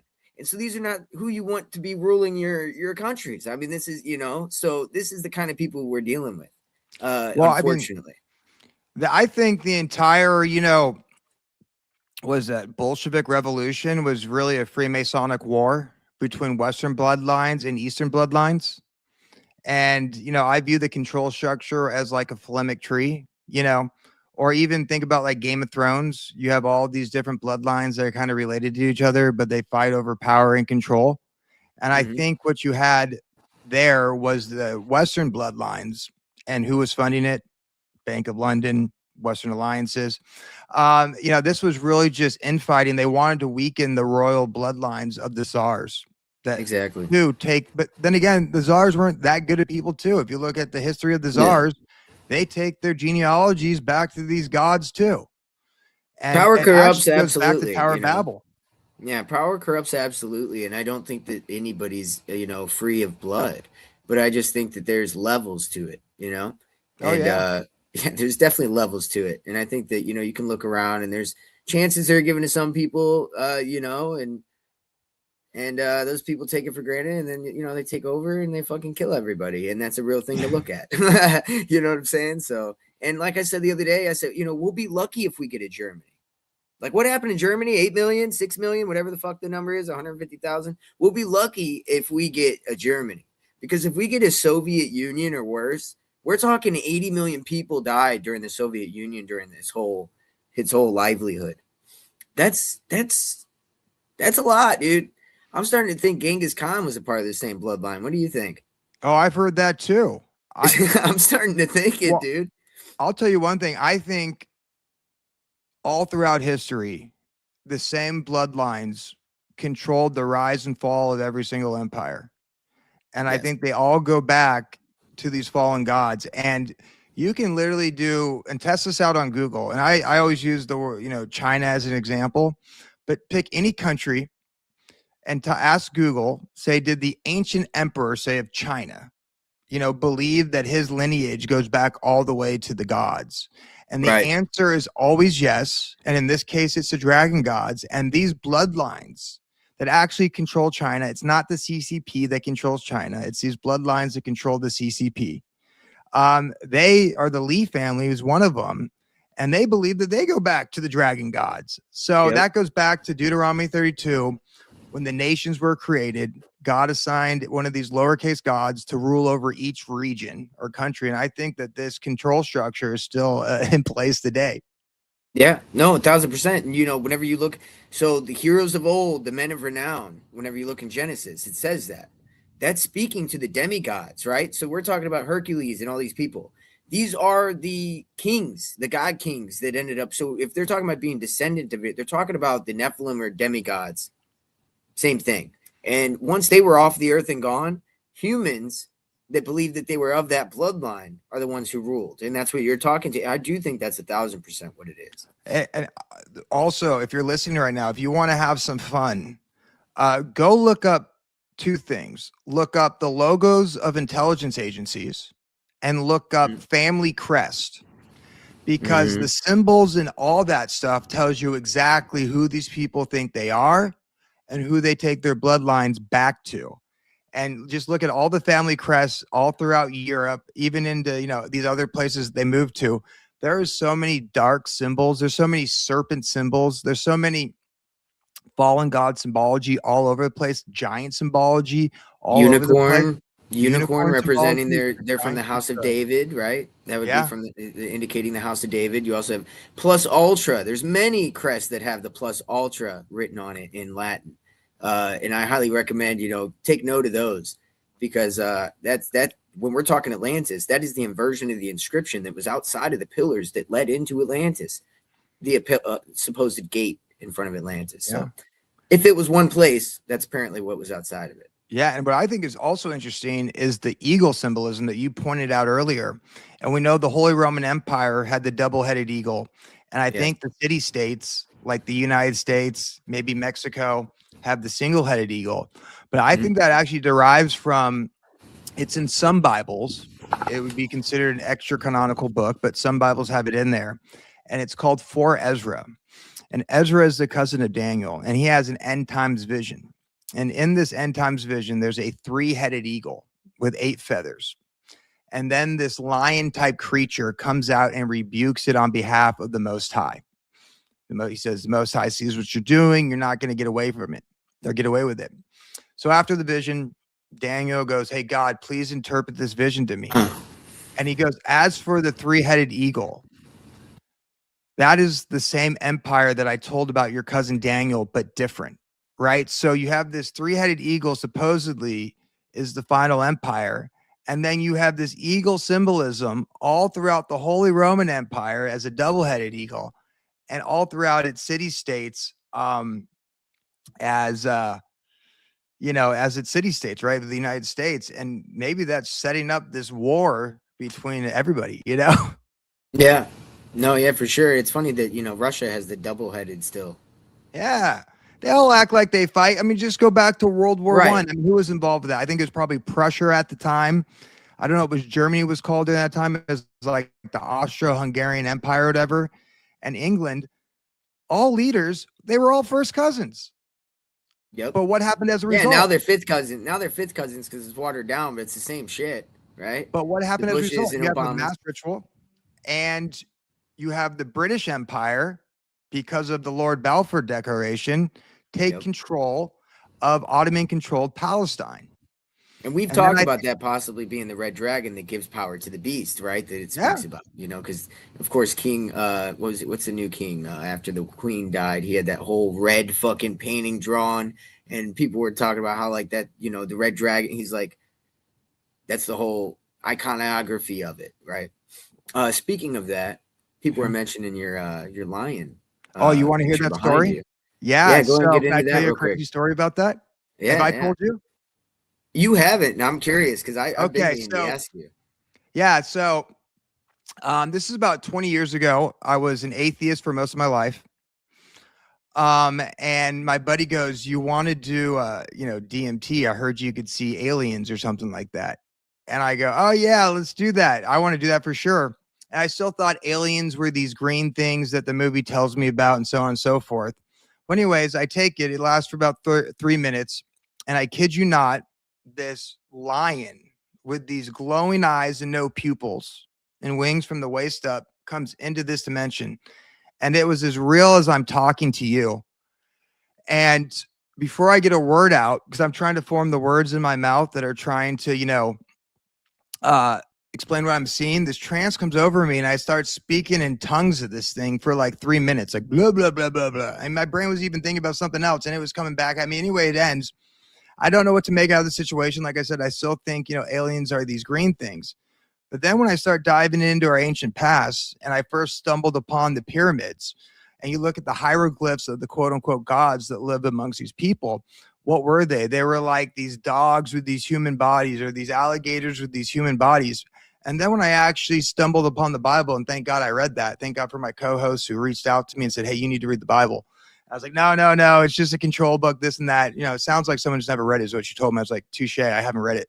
So let me go do it. But then as I'm reading it, especially in the beginning, and this is part of the reason why I continue to read it, to tell you the truth, I stumbled upon the word Elohim, which is the Hebrew word for angel, right? This is what they are. They're Elohim, B'nai Elohim specifically. And they're actually broken down into different categories. And one of the categories is a cherubim, and specifically a lion cherub. And the way it was described in that book, they use the word fiery eyes, and before that I was using the word glowy eyes with no pupils. Mhm. To a T, this is what I saw. And then when I read 4 Ezra about this lion type symbology representing Messiah that is coming, and you call him the Lion of Judah, I was like, there's something to this Yeah. book. I got to keep Yeah. reading it. Oh yeah. Every time I pick it up, dude, I end up reading some shit that happens to pertain to exactly what the fuck I'm like into, or it's in some weird way, and I'm like, how's that even possible? This shit Yeah. was like, it's just weird. It always hits you where you are. It meets you where you are every time you open it, But that's really cool, man. That's awesome that you had that experience. I had a very terrifying experience that I wouldn't say is similar. But one time I was a kid. I've done a lot of drugs and never experienced anything like that. Mhm. Like I've done a lot of psychedelics. I've never experienced anything like that. I would have loved to. I tried to, obviously. But I did as a kid one time. Like I couldn't wake up. Like it was sleep paralysis kind of situation. It was like machine elves. It was fucking, they're all fucking looking at me, sharp teeth. You and saw them? "Hey." Yeah, man. It freaked me the fuck out. I was a little kid and I didn't know what I was looking at. And in my head, I thought of like just like Santa's elves. You know what I'm saying? Like, so I'm thinking Santa elves, but scary as fuck. And there was machines and like furnaces and fucking just, it was steamy and hot. It was like just weird, freaky shit. And then I couldn't wake up, like my eyes wouldn't open. And so I started to freak out. And then finally I woke up. And this was during a time whenever, like, one time I woke up and I saw like a shadow figure walk to so my room was at the end of a hallway, and it walked to like my doorway and then was gone.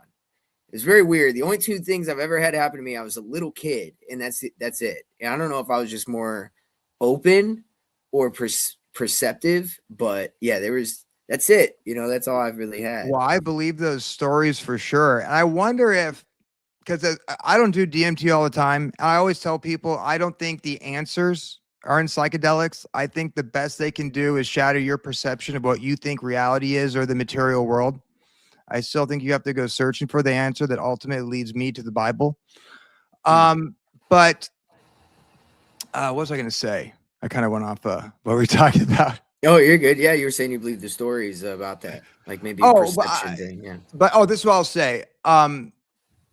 If you are going to do it, be careful, right? Because when you break into do what DMT? If you do DMT, because yeah, that's what will really send you over the moon. I think it's a drug of death. I've done it, and I'm like, okay, this is a drug of death. This is wrong. It's not right. Yeah, I could tell. I was like, I feel like this feeling, because I've been close to death because of my drug abuse in the past. Yeah. And so I tried DMT after that, and I'm like, So like I've been too close to whatever the fuck that is before from like abusing myself that I'll never try it with psychedelics, because I like have been there in a weird bad way. And I think I've reached that level of like spiritual depth that I need to get to reach where I am now. I don't need to go back. You know what I'm saying? That's why I say you got to be careful with this stuff. Oh, I know what I was saying. So after doing this, I wonder if because our brains produce DMT naturally, right? At very low levels, like serotonin. And then when we die, obviously we have this brain, this bomb of DMT that goes, it explodes. And that's when the veil thins. So I wonder if the DMT regulates how we perceive our dimension that we're in. And when you see things like shadow people as a little kid, or, what's it called? Having sleep paralysis, and you see these elves or demonic type things all around you. I wonder if somehow like your DMT is spiking in your brain, if they could somehow regulate that. I mean, I don't know. I believe in the supernatural. These things can do crazy things to us. So yeah. So Manly P. Hall, I've done a lot of studying on Manly P. Hall, and thank God I have, because that guy's a fucking genius. I'm actually looking at the book now. It's called the Spiritual Gland. The pineal gland. It's about the pineal gland, and he's got a little tiny book, but it's super dense in like information about the pineal gland in your mind, and how when you're a child, as to what you're saying, the DMT produces in your pineal gland, and so as a child, before it calcifies, you have a very open that realm, whatever that realm is very open. The veil is thin, and as you get older, it kind of goes away naturally. And now I think that they do things to calcify it early. So even as a child, you're not able to really experience those things. I think that's being done on purpose. But to your point, I think that you can flood it while, make yourself do that while alive and stuff. Yeah, totally. I think that's real. Well, I think that's what's happened to all the prophets in, the Old and New Testament. I think that we talk about their seers in the New Age community, right? That I've seen this with my real life. There's people that can tap into that spiritual realm. There's people that can actually get messages from that spiritual realm. There's stories about it all in the Old Testament. There's stories about it in all different cultures. So I wonder if their brains produce a higher level of DMT than most people, and that's why they can perceive things outside this reality. And somebody said in the chat, and you were mentioning how it's like the death drug. It's like, yeah, I accessed that reality, but it was more like a cheat code, right? It's like, was I supposed to actually access that? And then you got to ask yourself, where did these people get the knowledge to access this? Exactly. Like, who taught these people? It's like, who taught, black people in the hood to make crack? It wasn't them. It was the CIA. Right. So the CIA, who taught, these indigenous priests back. We could call it the power. We could call it the powers that be. You know what I'm saying? And so that's who were the powers that be before the CIA, back whenever the veil was thin. I get what you mean. And also, I noticed she said, do not have it DMT, you end up with a monster in your head to take. I think that's real for sure. Oh, because dude. that's what it felt like could happen. Like, because I did, yeah, that definitely felt like a thing. And one thing that you got to be careful, like I said, I don't promote it to anybody. It's something I did in my past. I've done it twice. Right. I would say by the grace of God, I used to be a drug addict, no longer the case. Thank you, Lord, for that one. Same here, brother. You know, but when you start messing with that spiritual realm without the proper protection, Yes. you're opening yourself for entities to come in there and attach to your body to, you know, create havoc in your life moving forward. And that's why, you know, I did it. You know, do I regret it? No, but it ultimately led for me to read the Bible. But I also understand I will never do it again. Right. You know, I don't need to see that anymore. I don't need to, you know, interact with that spiritual realm just because there's super risk when taking it, I think. Yeah. And, you know, as you mentioned, so let's get into that a little bit. We're a little off topic for what we're going to talk about, but I love it. Let's just do what we do. So, as you mentioned, what you said, it's like a cheat code if you do DMT and things like that. And as you read about Kundalini yoga or different things like the Kundalini mindset, right? Even Manly P. Hall talks about if you're not ready, you cannot try to awaken your Kundalini spirit. You cannot try to rise, you know, they say, you know, whatever that liquid is in your sacrum up through your spine into your pineal gland. That's what they say you do in these yoga. Well, I've heard a lot of people say that that's demonic, right? And so I'm curious if you think that there is a way to do that, right? That's not a cheat code, that is still spiritual, or does it lead to those deities regardless? Do you think there's only one true way through Christ? Or is it that you could find this idea of this Kundalini spirit within oneself? And what does that mean for somebody? Not that you would have all the answers, but I'm curious. That's a good question. So I think there is natural people that were born this way, and this was a gift from God. Now, whether they use it to worship and serve the Most High God, or if they do it to interact with these, you know, gods or, you know, spirits within another realm for their purposes, you know, I wouldn't say that's a good thing, but yeah, you talk about breath work, right? And within the yoga poses, within this breath work, I think they're trying to transcend this material world to experience the spiritual one. So, and if you look at a lot of the poses in yoga, you know, they're very specific. They're from the gods and all that type of stuff. So I would say, you know, be careful with that regardless. And there's what lies in that spiritual realm that you're entering, and are you fit enough to come back alone, right? Or, you know, without being touched in whatever way that is, right? Yeah, it's fucky. You know, I started this game in the new age kind of, you know, I listened to Bill Cooper. So then I would read about like Manly P. Hall and stuff and this new age stuff. And I did it with this very balanced kind of mindset where I was like, okay, well, Bill Cooper's telling me these guys are fucking all trying to get me to worship the Luciferian principles, right? But this shit sounds really good. And they got a lot of fucking what seems like real truths within this. So I feel like it would be crazy just to ignore it. So I've done this thing where I've studied both really heavy. And I think that it does give you a balanced idea of what's going on. So to your point, like, there's probably something to it, but be careful. It's probably not worth it because you can find something better without doing all that extra shit with the risk that comes with it. Yeah. I always say consider the source, right? And, you know, I think it all goes back to the Hermetic principles. I think that's the foundation, a lot of the Egyptian mystery schools and the mysteries of the universe. And I think that was actually given to the evil Enoch from these fallen gods. And then it was, you know, brought up by Hermes the magician and all that type of stuff. And what they do within that, there's a lot of truths, right? So you can, you know, manipulate energy through your mind. Manifestation is a real thing. The energy is really real. But what they don't do is they don't give any credit to a separate creator entity, right? They will say it's all energy. And as co-creators, we are here just to manipulate it.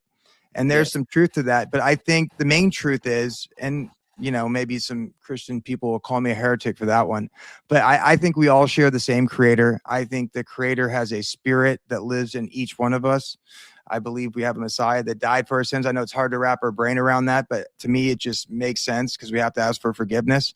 So I like to keep it simple, right? Let the Holy Spirit work through you. And I promise you, the Holy Spirit is so much more powerful than this energy or this manifestation of this manipulation of this energy. I think the Holy Spirit energy is so much more powerful than all of that. So that's why I stick with that. Keep it simple, right? Because there are some truth in all these things.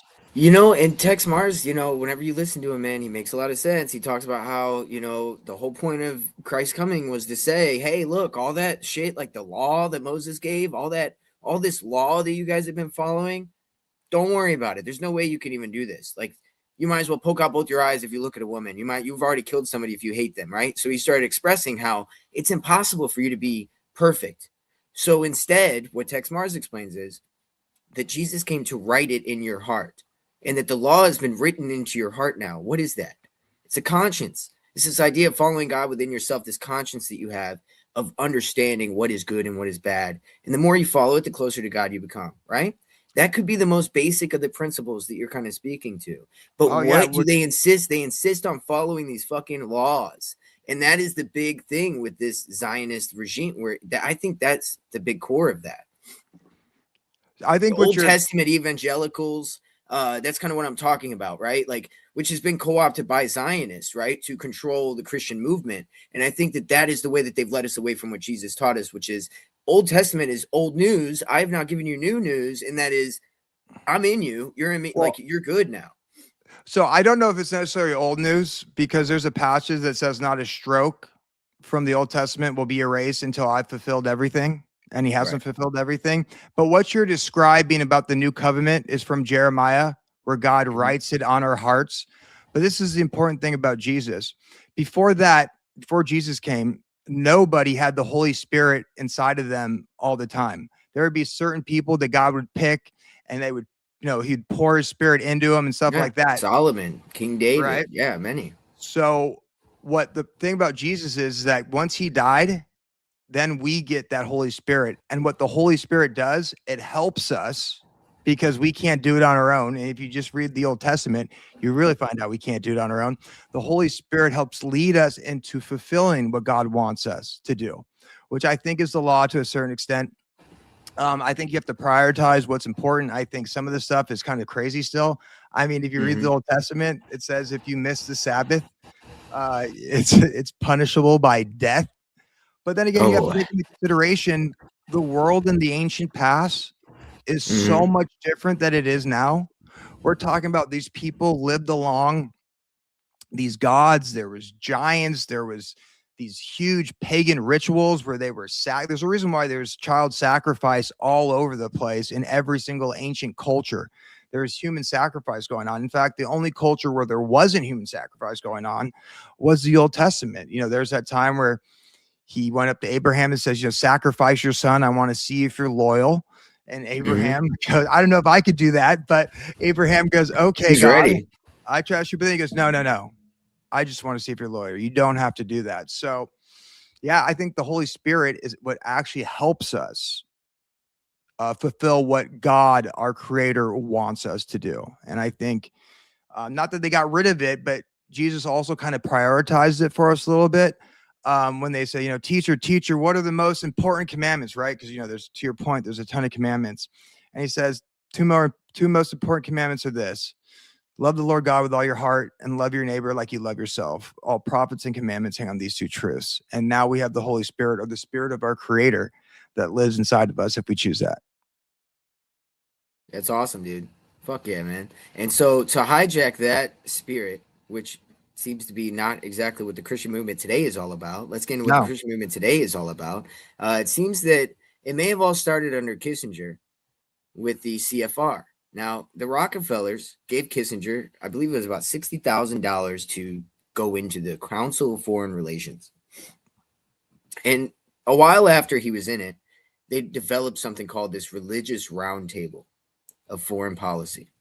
And the way that religion on a global scale, right, with this religious equality, of course, it's all about equality and making sure that there's no extremism and everything's equal. But I think that this is an arm of, just like this right here, the Show Faith by Works, which we have right now, this geofencing campaign that's targeting Christians from Israel.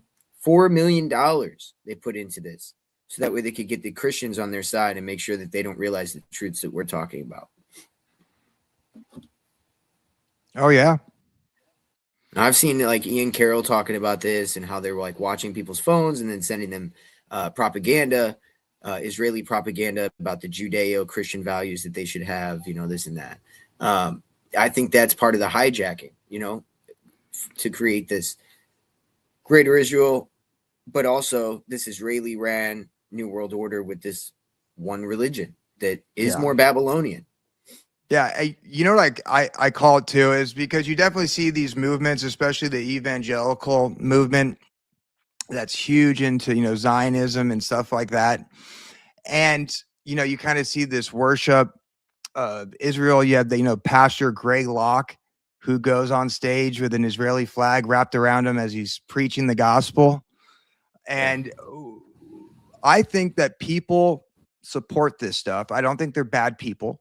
I think they're deceived to a certain extent. But what I see is that they have more of a relationship with their religion than they have with God, with the Most High. Because remember, if you love God, the Spirit inside of you, and that Holy Spirit convicts you of when you see wrongs in the world.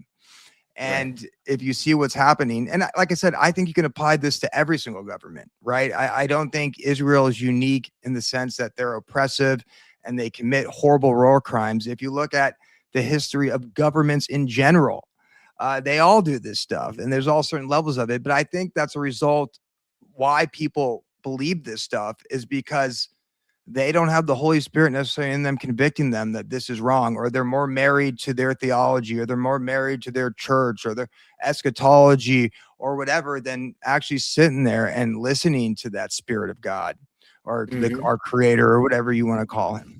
Well, it makes sense that as we were growing up, we saw a whole lot about end times coming from evangelical Christians. And then now we see the end times and they're blind to it because it's been captured by the people who are creating this prophecy and, well, making it become fulfilled, quote unquote. And so I think that that's funny that they've done their job so well that these people are really blind to their own prophecy in a way, and again, it's because they're not close to God, like you pointed out. This GZ Max says Brian Callen's dad was high up in the CFR. Any executive member of the CFR is an initiated member. Brian Callen? Yeah. And GZ Max always got some fire. Any initiate or any member of the CFR that's at an executive level has to be an initiate in the mystery schools. That's just the way it works. So this guy was definitely Skull and Bones or something else too, guaranteed.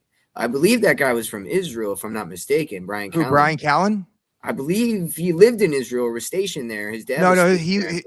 His father was actually we're talking about the comedian Brian Callen, right? Yes. Who was on One in the circle with Joe Rogan and Sam. Yeah. Sammy T. Yeah. So I think his father was huge in what bank was it? A bank of, I want to say, was it International Settlements or some bank? But he was actually in the Middle East, not necessarily Israel, but I believe he was in like, who would he say? Saudi Arabia or maybe something like that. So he was his dad was big in banking. His dad was big international banker. Yeah, international banker. Brian Callen. His dad's Michael A. Callen. Yeah. Yeah, Pakistan, Lebanon, India, Greece, Saudi Arabia.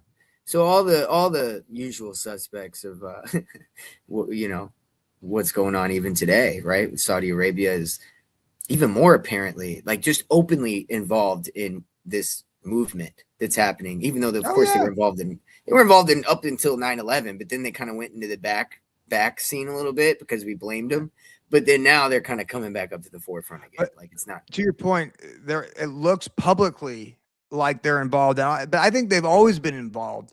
Like I said, go look at the logos of intelligence groups or whatever, and I'll just use one as an example. You have Iran, right, who quote unquote looks like they're fighting with Israel, that looks like they're fighting with the West. If you and this is a predominantly Muslim country, okay?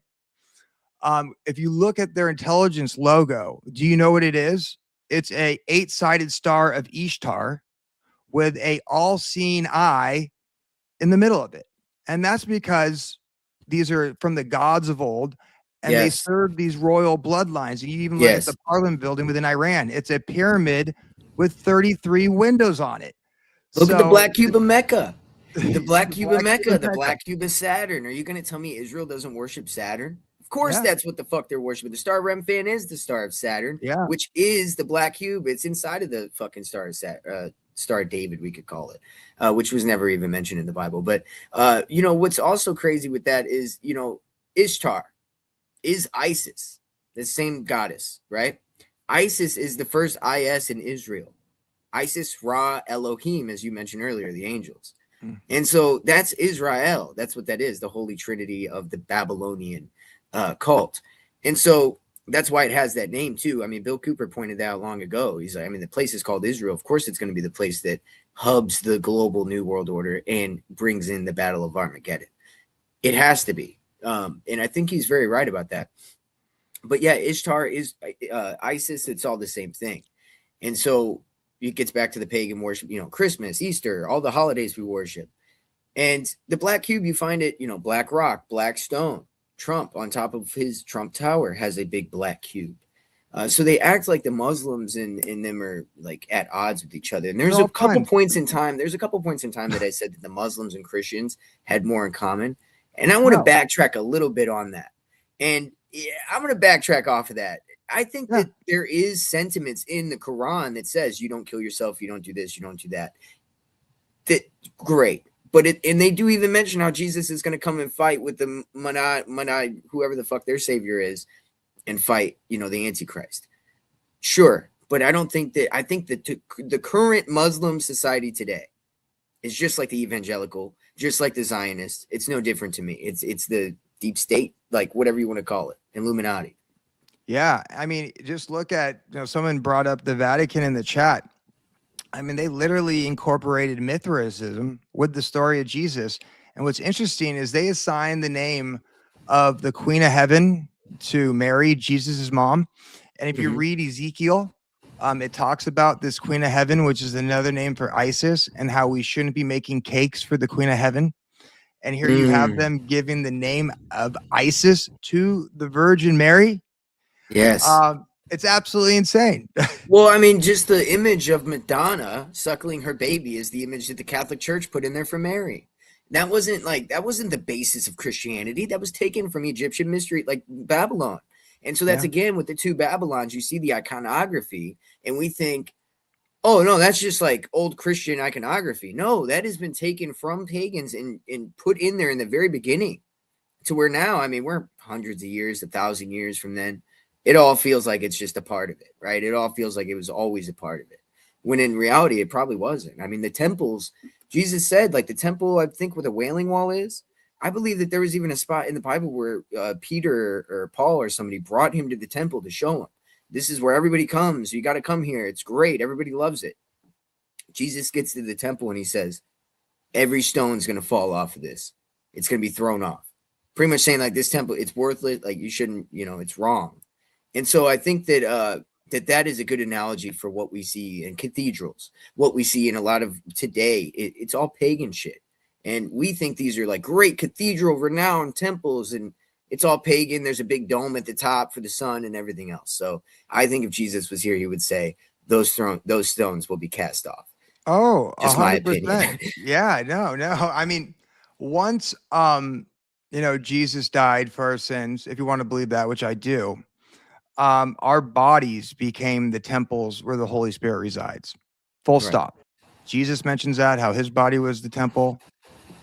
And then Paul expands on that once Jesus dies to say our bodies are the temples. So I would argue, you know, any institution currently that's in a position of power is an institution with four walls, is an institution of Satan. Exactly. You know, just like they have the synagogue of Satan, we also have the church of Satan. We also have the mosque of Satan, because I think at the highest levels, these, you know, leaders, I mean, I know this is going to sound crazy, but I think they're actually possessed by these demons. I do with all my heart. Dude, look at Netanyahu. I will look at him in a minute. I mean, his recent meeting with fucking Trump, I mean, he looks like the demon is trying to come and show its face and show itself on his face. It is fucking crazy the way this guy looks. I think Googled it. Brian Callen's dad was in the CFR, and he was a part of the Bank of International Settlements. There's no way that guy was not a dude. I don't care what you said. I'll fucking say it to his face. That's crazy, dude. Oh, his dad was a reptile. Yeah. No, I mean, I would love to. I would love to meet people like this so I could be like, just explain to me how this is not the case. I always I wonder need to if know that's how. why he left Conspiracy Social Club, because I like that show still. But when he left, because Sam was constantly hammering on the fact of the banking cartel and all that type of stuff, and that his dad was a reptile. I wonder if his dad was like, "Hey, listen, you got to leave, or you're not getting your trust fund." Yeah, like this guy's bringing up my name a little bit too much, and he's too close to what we got going on, and it doesn't help that your best friend's a Mossad agent. You know what I mean? Yeah, right. So I love Sammy T. I think he's Yeah. still a good guy. I just wonder if do you think he just doesn't know? Like, I mean, we both are pretty convicted about Joe Rogan. Do you think he just doesn't know, or He what? knows. He knows. But you know what? Yeah. I'll tell you one thing.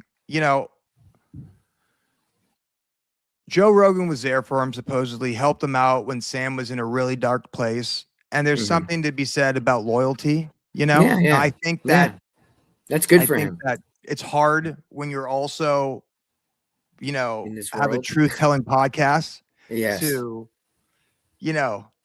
Oh, I say get it. I things hear it like, in his I mean, voice. I get too. it. I get it. Yeah. But no, I He mean, acts Joe like Rogan. Joe Rogan's. He acts like Joe's doing the good fight. So he's like, well, he's leading the normies over to us. You know what I mean? Like that kind of thing. I'm like, okay, bro. Yeah, okay.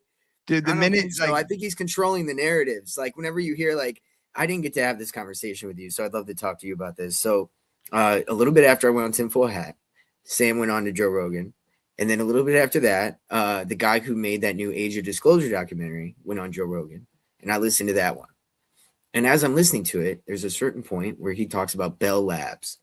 And I've never heard anybody talk about Bell Labs. So I was like, all right, let's see what he has to say about it. And by the end of it, I just had this weird feeling. I don't think that he knows I talked about it, but I think that there's some kind of algorithmic, actually, as a matter of fact, I know that there's an algorithmic keyword structure where if the word agenda or Bell Labs was typed X amount of times or said X amount of times, it would show up as 20 times or 200 times. That's the way that, like, I'm sure you've got emails from people like Pod Status where they say, oh, your show comes up on this SEO keyword, whatever, and it says how many times like 6G or agenda was like typed into the internet. So my point is, you could use that same technology, see that Bell Labs is kind of a trending thing, and then steal the narrative. Because my narrative around it was MK Ultra and tech culminated here, so that way they could then bring it to what it is now, the singularity concept, this idea of this bio-digital convergence, this idea of Internet of Things and bodies, right? And what does he do? He talks about Bell Labs and says, yeah, back whenever I was building computers back in the day, I looked up on this American computer company. They had a ad for Bell Labs and how they reverse engineered alien technology. Completely just steered it away. Just now it's reverse engineering. It's right next to a military base, so that must be what they were doing, and like full on. That's the narrative now. And that guy's got millions of views, so like nobody's gonna think it's what I was saying. Yeah. So my point is, how many times do you think that happens with anybody who's trying to get the truth out there? That a bigger person kind of just talks about it and it becomes the narrative around it. I think it happens all the time. And I think that's what they want. I mean, just look at the Epstein stuff. Here you have Whitney Webb, who I do trust. People have said some things about her, but, I think she might be an honest broker. But she speaks the truth within her book. But what do? You bring up Ian Carroll. He just repackages her book in 6-minute clips and then somehow tells you that the fact that, Trump was mentored by Roy Cohn is a good thing and he's unblackmailable. So you can vote for him, or you have that guy Marty Maid, who's also an Epstein expert going on, Tucker Carlson. And here he is buddies with Peter Thiel. So I think it happens in all the information that we get. Yes. Like, I think the influence industrial complex is so much bigger than the $7,000 club. Mhm. And once you understand that, you understand how these intelligence agencies manipulate us. And, there's a lot of people, and, it's hard for, the longer you're in this conspiracy community and you're on social media, the more and more you lose respect for the people that you once respected. And to me, I'm at the point where if you promote the PSYOP, you become the psyop because you validity to this influence industrial complex, which is why I will never, repost something Ian Carroll says, even if he says it, unless I'm making fun of him, even if what he says is good, because you're just giving validation to this influence industrial complex, which is ultimately meant to manipulate us. And, to what I always say, into manufacturing prophecy, God, if we are leading up to the last 7 years, God said that these things will happen, never that we should participate in them. So I try to reject all the nonsense and go from there. Yep. And that's, yeah. And I was trying to find this thing where it talks about how you just bombard people with so much shit that they just can't tell like who their enemies are, or who's on their team and who isn't. I think that's where we are today. But I did find something similar right here. Trauma-based mind control. If a population is bombarded with nonstop fear, most become completely brainwashed, implanted narratives. After this stage is complete, subjects are no longer capable of critical thinking. I think we're there right now. That's where we are currently. That's a more scientific word of saying more scientific way of saying everyone's MK Ultra. Exactly. Yeah, I was just thinking that. I was like, it's exactly what you said. So that, yeah. What do we got here? I want to see if there's anything before I get out of here. Get out of this. I know I had something in there. Fuck. Okay. Anyway, so yeah, you saw Elon Musk was meeting with Netanyahu to, I guess, help them be the leader in AI and autonomous vehicles and things like that. They're going to take my job. AI development. AI development in Israel and legislative work needed to clear the way for autonomous vehicles. But there's also, like, I think he's using a company called Check, CHEQ. I can't find it. It's very hard to find. But there's like some Czech company that he's doing a deal with Elon on X to like make their algorithm show, Israeli friendly content. Yeah. So what's interesting about this, I think this, once again, it lines up with all of a sudden they forgot how to do things, without people noticing. Like, yeah. I'm sorry, like listen, I'm half Jewish, so I hate watching this stuff. I always joke, I now know what it was like to be Catholic in the early 2000s when all that crap was coming out about the Catholic Church. Right. But it's like, why in the world would Larry Ellison, the American public, and public view of Israel and their control in America is definitely changing, right? And during all this stuff, why would then Larry Ellison go publicly buy TikTok and then have Netanyahu talking about it in a public manner, like, yeah, we're getting that one, we're getting this one. Like, why are they saying this stuff in public? And then this Jared Kushner, he tried to overbid the Warner Brothers deal. So so Larry Ellison's over here like, we're gonna buy Paramount, and Jared Kushner's like, no, we're gonna buy it. $104 billion to try to get, to block him from the Netflix sale. I guess it's Netflix, Paramount, Netflix, Warner Brothers, all these places they're buying right now. And so you even have wars amongst the Zionists of who's gonna buy it. What's the purpose of that? Of what? Like, why would Jared Kushner sit here and we know that Larry Ellison's going to do what Israel wants. So why does Jared Kushner need to come in and try to take Netflix over them? You know what I'm saying? Like, it's weird. It's underhanded. I still think that goes back to maybe what you were talking about. There's no, honor amongst. You don't know who your enemy.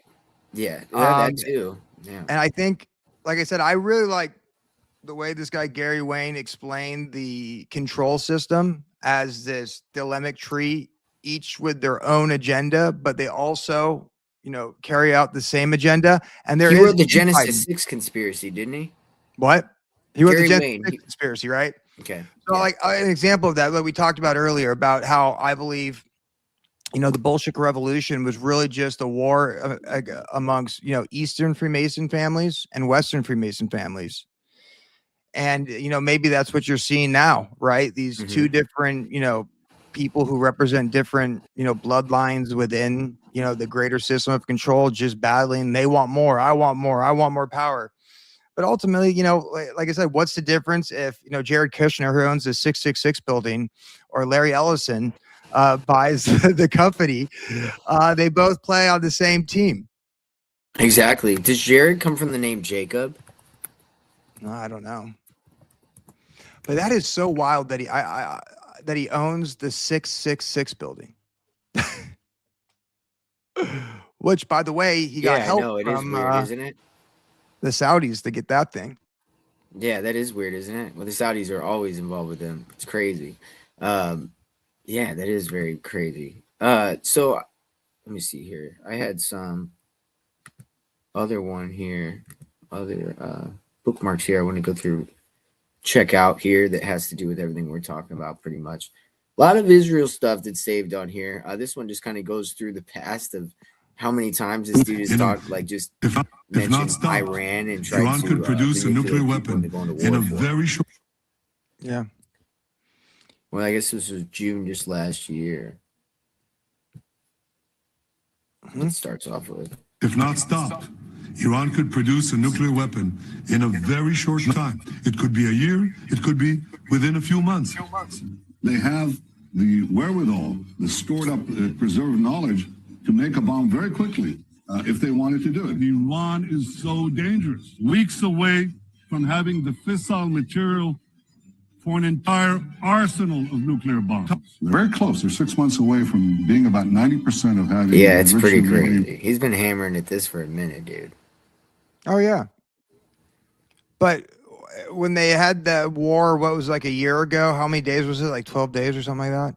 However long it lasted for. And it, supposedly America set their, their nuclear ambitions, whether the nuclear war is real or not. I still don't know. Nukes all could be fake. But they said that they only stopped at like 6 months, or they pushed it back 6 months to a year, inevitably leading up to another battle between the two. Because if the propaganda is that Iran cannot have a nuclear weapon and we need to go to war, well, guess what? That's going to happen again. And ultimately, I think at someday, like I said, I think it's all coordinated. I think it's all theatrical script. I think we might wake up with the third temple being destroyed by one of those missiles coming in, or they destroy it and they say it's one of the missiles coming in. I just saw Iran doing the test bomb, I guess, with a missile or whatever on their X page, and they posted it and it was like, next time Israel wants to try this, they're going to get this right on Tel Aviv. It'll wipe it all out or something. So there definitely is a both sides stoking of the art, this theater that you're pointing out. Speaking of theater, we've got the Q-tards here. George Flynn and Alex Jones talking about, I guess they're going to try to neutralize any opposition or dissension coming from conservative pundits. Of course, it's conservative with large audience like General Flynn or Steve Bannon, etc. No, I think they're going to come after people more like me and you. Yes. Because have you ever looked into General Flynn and how he literally ran? He was working at Fort Bragg his whole life, his whole career. Dude, that was my first episode. That was my first episode. Was all about Fort Bragg psyops and General Flynn and how he was a part of QAnon, and QAnon was Operation Trust 2.0, and for the Bolsheviks. And really, how is that not true? Look at everything that's been going on now, even all the way down to killing your political enemies, or at least persecuting them at the very least. Trump's been doing it all. Along with this idea of like, we're still going to take Clinton's down and we're still going to do all this. The resurgence of Q is kind of the coping of the right with the fact that their savior is not doing, delivering. How much longer do you think that he can continue to betray his base, not release the Epstein files before he loses, all his support? Because at some point, I said, I think this is all manufactured. I think this is what they want. One, to move over to Christian nationalism, but also I think that, because I wondered, it's like, why did they want everybody to notice how corrupt everything is? I'm sure like people throughout history, they always thought, the government was corrupt and things of that nature, but it seems like conspiracy theory is its own culture now, and it's a big culture, and you see it all in movies. It's like, it is. It's mainstream now too, and they're trying mainstream now, and it's like, mainstream, what's the point of all this? It's co-opted. Like the mainstream part is co-opted. Like the people that are actually talking about, I would imagine, what's more real is kind of like along the lines of like what we speak about, and then people tread the lines close to it, but bring them over here into this like bullshit fucking dichotomy narrative still, without just laying it out in an objective, analytical manner. It's always driving this like certain narrative or idea that, you know, this enemy is here coming for you. And that's always really what it is. Like we talk about there's like a they, but we aren't always just hammering on the enemy that's coming after you. And you got to watch for the Muslim or the this or the that, you know? I think that's when you got to worry, is when they specify who the enemy is. And that's the only one, and go after them. Yeah. I mean, I think it's all also they want us. So to me, it's like, I don't think there's anything we can do to stop the agenda. I also don't think that's necessarily what we're supposed to do, because, you know, if you do believe in an all loving God, and I don't care what you call him, he clearly is watching everything that is going on, right? He's allowing it to happen. Now it has to be for a reason. And I have my own belief system, but I truly believe that the reason people in the influencer industrial complex so much is because they lose sight on why we're really here, which is one big test, right? God doesn't care about where we are on this earth. He wants us back into his family, if you ask me. So I think that if you really want to fight the agenda, none of these influencers offer you a real solution. What does the enemy want, right? They want you not to have some type of creator in your life. They want you to just be like a crappy person. You know, they want a depopulation agenda. They want to corrupt the youth. They want you to be corrupted. So really, the only way to fight the agenda substantially, right, I think, is just by having a relationship with God. I think it's by loving your neighbor like you love yourself. I think it's if you have a family and kids, raise those kids to be strong people that have a relationship with God or a creator, whatever you want to call it. I mean, I truly believe that's how you fight the agenda. But we're so lost on why we're even here that we put all our chips in this earthly realm. Where am I here? Where am I here? I need to support this person because that makes my earthly existence better. When I think we've just lost, you know, scope of the entire thing, if you ask me. And that's why we fall for these influencers all the time.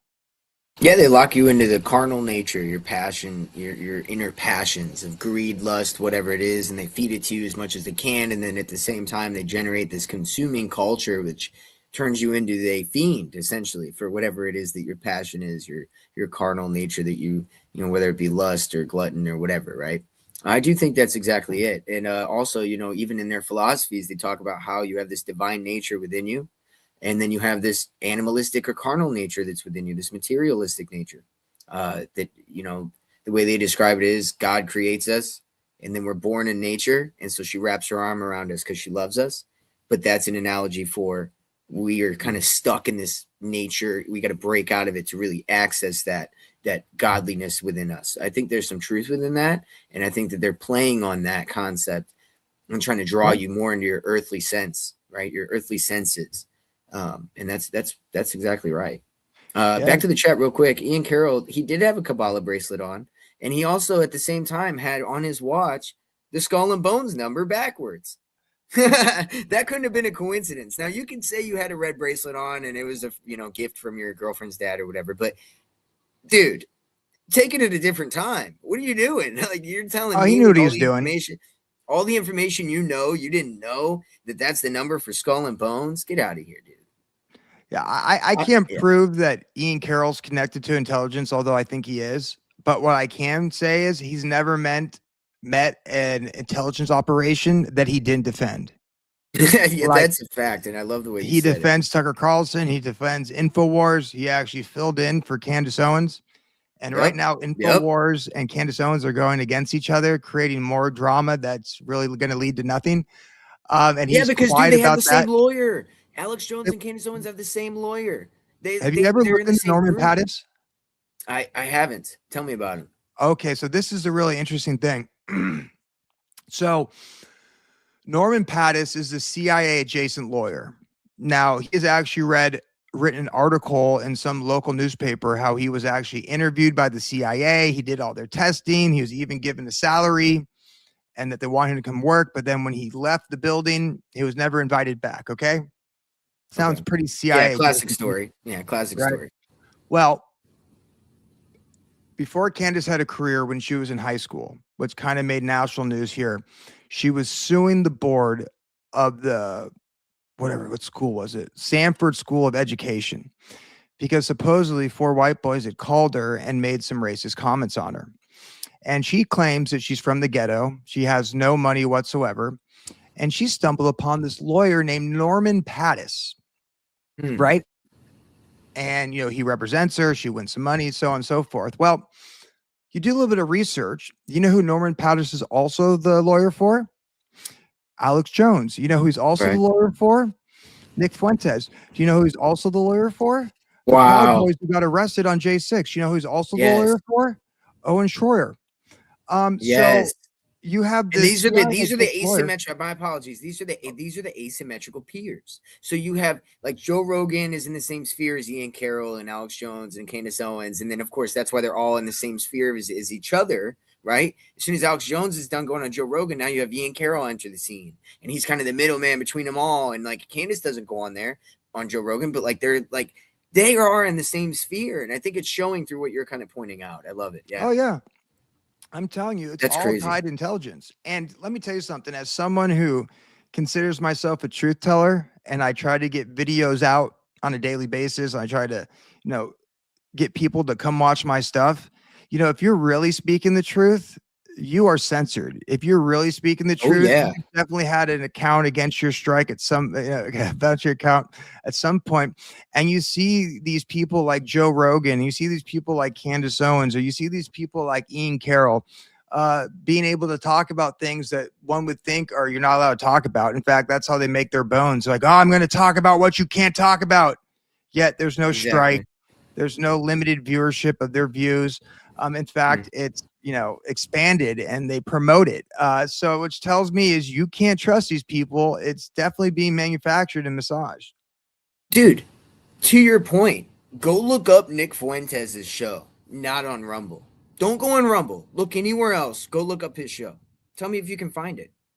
You can't find the fucking show. So how is he making all this money on super chats and all this? He's got all these followers. Is there that many people on fucking Rumble?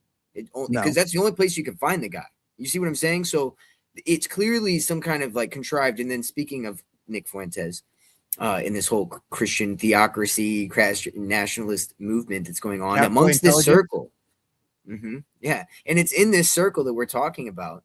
He's talking about how we should have regulation on interpretation for scripture. Oh, he says, don't read it. He's like, yeah, like people shouldn't be able to interpret the lesbian Bible. Pastors. I'm like, what? Yeah. He's big on imperialism and women should wear hijabs. Like we should go full on, Islam, right? But then again, he's against Islam. It's very weird to me. But also, speaking of the Proud Boys and everything else, that Nick Shirley guy that outed the Somalian bullshit, you can't trust him either. He fucking interviewed an IDF agent. He was the mayor of Gaza is what they called him. But he literally went on to his little YouTube show and just started talking about how Hamas puts babies in ovens and, shoots women between the legs and all kinds of stuff. And it's like, dude, this is atrocity propaganda. And then recently, right after that, he takes his marching orders and he goes and outs the Somalians that's been known for years. Well, the Muslims, that's the thing. Not just Somalians. That's what I was going to get to. So then after that, you see Nick Shirley. He's in Minnesota. And Jake Lang, who's a, in one of these Proud Boy type guys, is talking about how the Crusade's going to start. He's throwing bacon on a Quran and he's doing all that shit. And he's like, the Crusade's coming. That's what they want. They want a crusade on Islam. They want a crusade on Muslims. That's why you see so many people saying that we are a Christian country and we need to get the Muslims out of here. As soon as you get rid of Muslim practice within America, you will see the Bibles burn in the streets. Yeah. And and honestly, I don't know how to feel about it. I almost would laugh at people for being so naive that they thought, oh, yeah, we're just going to get rid of the Muslim shit and we'll be fine. It's like, you're out of your fucking mind and very ignorant if you think that's the way it is. I think people are ignorant if they think they get rid of any group that this system no longer exists. I joke, and this is part of the thing that the mainstream alternative media likes to push on us. I guess I'm simplifying it to a certain extent, but they're like, well, if the pedophiles that run Israel, if the pedophiles that run our country would just do the right thing, if the pedophiles who ran Israel weren't blackmailing them. I'm like, wait a minute. You're talking about pedophiles who have been blackmailed doing the right thing? this false dichotomy of good versus bad when it comes to countries. Yes. And you can apply that to domestic politics. I think you can apply that to the influencer industrial complex. And I think Yes. with like Nick, he's definitely playing into this Christian nationalist movement. But I think what he's also doing is so much more subversive. And this is, like I said, there's something called the fruits of the spirit, right? And I'm only saying this because he calls himself a Catholic, he calls himself a Christian, right? But there's these things called the fruits of the spirit. And it's, if you have a relationship with God, if you have a relationship with Jesus, you start showing these fruits, right? And you change, you become reborn in Christ. You try to act like Christ. And his message to young men is so anti-biblical. This whole incel movement, and then when you kind of understand that the intelligence agencies, they look for incels that they can then come in and put them on SSRIs and all these things. He and his ties to Catboy Intelligence. And if you look at the entire Red Wing media sphere, I'm sorry, these people all have checkered past, blackmailable past. And I look into the Rift TV with what's his name? Who's that guy that is that agent? What did I talk about? I don't know. But anyways, these people, I think they're all a bunch of perverts, and I think they're blackmailable and gay, you know, and gay, like Jesus and gay. They're all, dude. Like there's Elijah. Nick talks Schaefer. about taking a bite. Yeah, Nick. Oh, Elijah Schaefer. Yeah. Good job. Dude, there's CNC. the most wild video. Somebody said Schaefer right there. Exactly. Like he knew what I was talking about. There's literally a video, which is the gnarliest video. And I talked about it on one of my Instagram lives, but I want to make a video about it because they are at some type of Trump rally or whatever. And this kid that looks between the ages of like 16 and 22, I don't know how exactly old, comes up to Nick Fuentes and he starts talking about a few people. And the first person he talks about is Elijah Schaefer, and he calls him, you know, gay and stuff like that. And he was like, oh yeah, Elijah Schaefer was trying to buy me drinks at CPAC and he was trying to flirt on me. And then Nick is laughing at this like it's no secret. And then he starts talking about Ali. And he's like, yeah, Ali, you know, Alexander, who's tied into that whole red pill movement and InfoWars. Ali was sending me texts and he wanted me to come do things for him. And as you know, information came out later on that Ali was definitely texting young boys, 15-year-olds. You know, the evidence came out. Yeah. And he said that, he asked Owen Schroyer this, who works for InfoWars, and Owen Schroyer acted like he didn't know. And then, you know, Nick Fuentes comes out and goes, how does no one know this? Everybody knows this. And he's laughing about it when this kid brings it up. And then he goes on to defend Ali Alexander. So the point is, there's something very perverted about these people. He said that's so based is what's really crazy about that. Who the fuck? That's your react. Like, and then somebody brought that up. It was like, dude, this is the guy saying that, like, you know, we got to go back to Christian traditional values in America. And this guy's talking about how like pedophilia is based. You know what I'm saying? Like, what are we talking about here? And just goes right over people's heads because there's so much of these guys out there that like it just, you pick your poison, you're going to get captured regardless, you know? And that's why I say reject it all, regardless of what we think we should do. Because I'm saying it's like, I notice it's like, why are all, and listen, what you do behind closed doors is between you and God. I have my own views on it. I don't think you're a bad person at all, you know, but either you did something right or you did something wrong, and we all pay the piper when we meet our creator. But there's something very interesting, and you can even apply this to the rap industry, how all these people within this racially motivated movement that are placing, you know, white culture. And I'm not saying that, you know, whites haven't been attacked by, you know, programming and stuff like that, but this obsession with this race thing that's going on. How come the leading voices are all potentially these closeted homosexuals? Like, why is that? You can even go on with like guys like, and it's not even that, it's like the red pill manosphere movement. Look at guys like Myron Gaines, look at guys like Andrew Tate, you know, who's, by the way, is good friends. Really, Andrew Tate is really, there's rumors about Andrew Tate, who's really good friends with Candace Owens' husband. And if you know anything about Candace Owens' husband, you know Candace Owens is a beard. Yeah, he's a beard. There's some guy named Raheem Kassem who was tied into Turning Point, you know, England with Steve Bannon and stuff like that.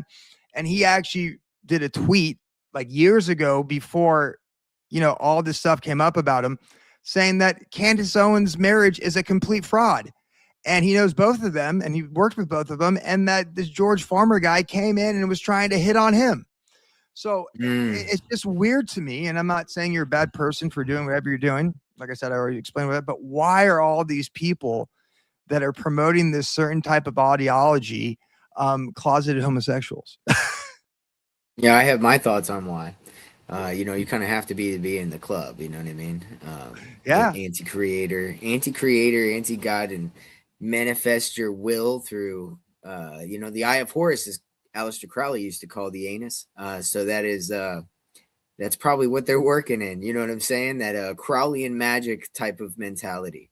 You manifest your will through leaving your generative force inside of there, which is really crazy to think about if that is how they, and of course, that's why the children thing comes into it, because of the idea of the purity of the soul, and, how it makes it more, generative, which is just even more twisted.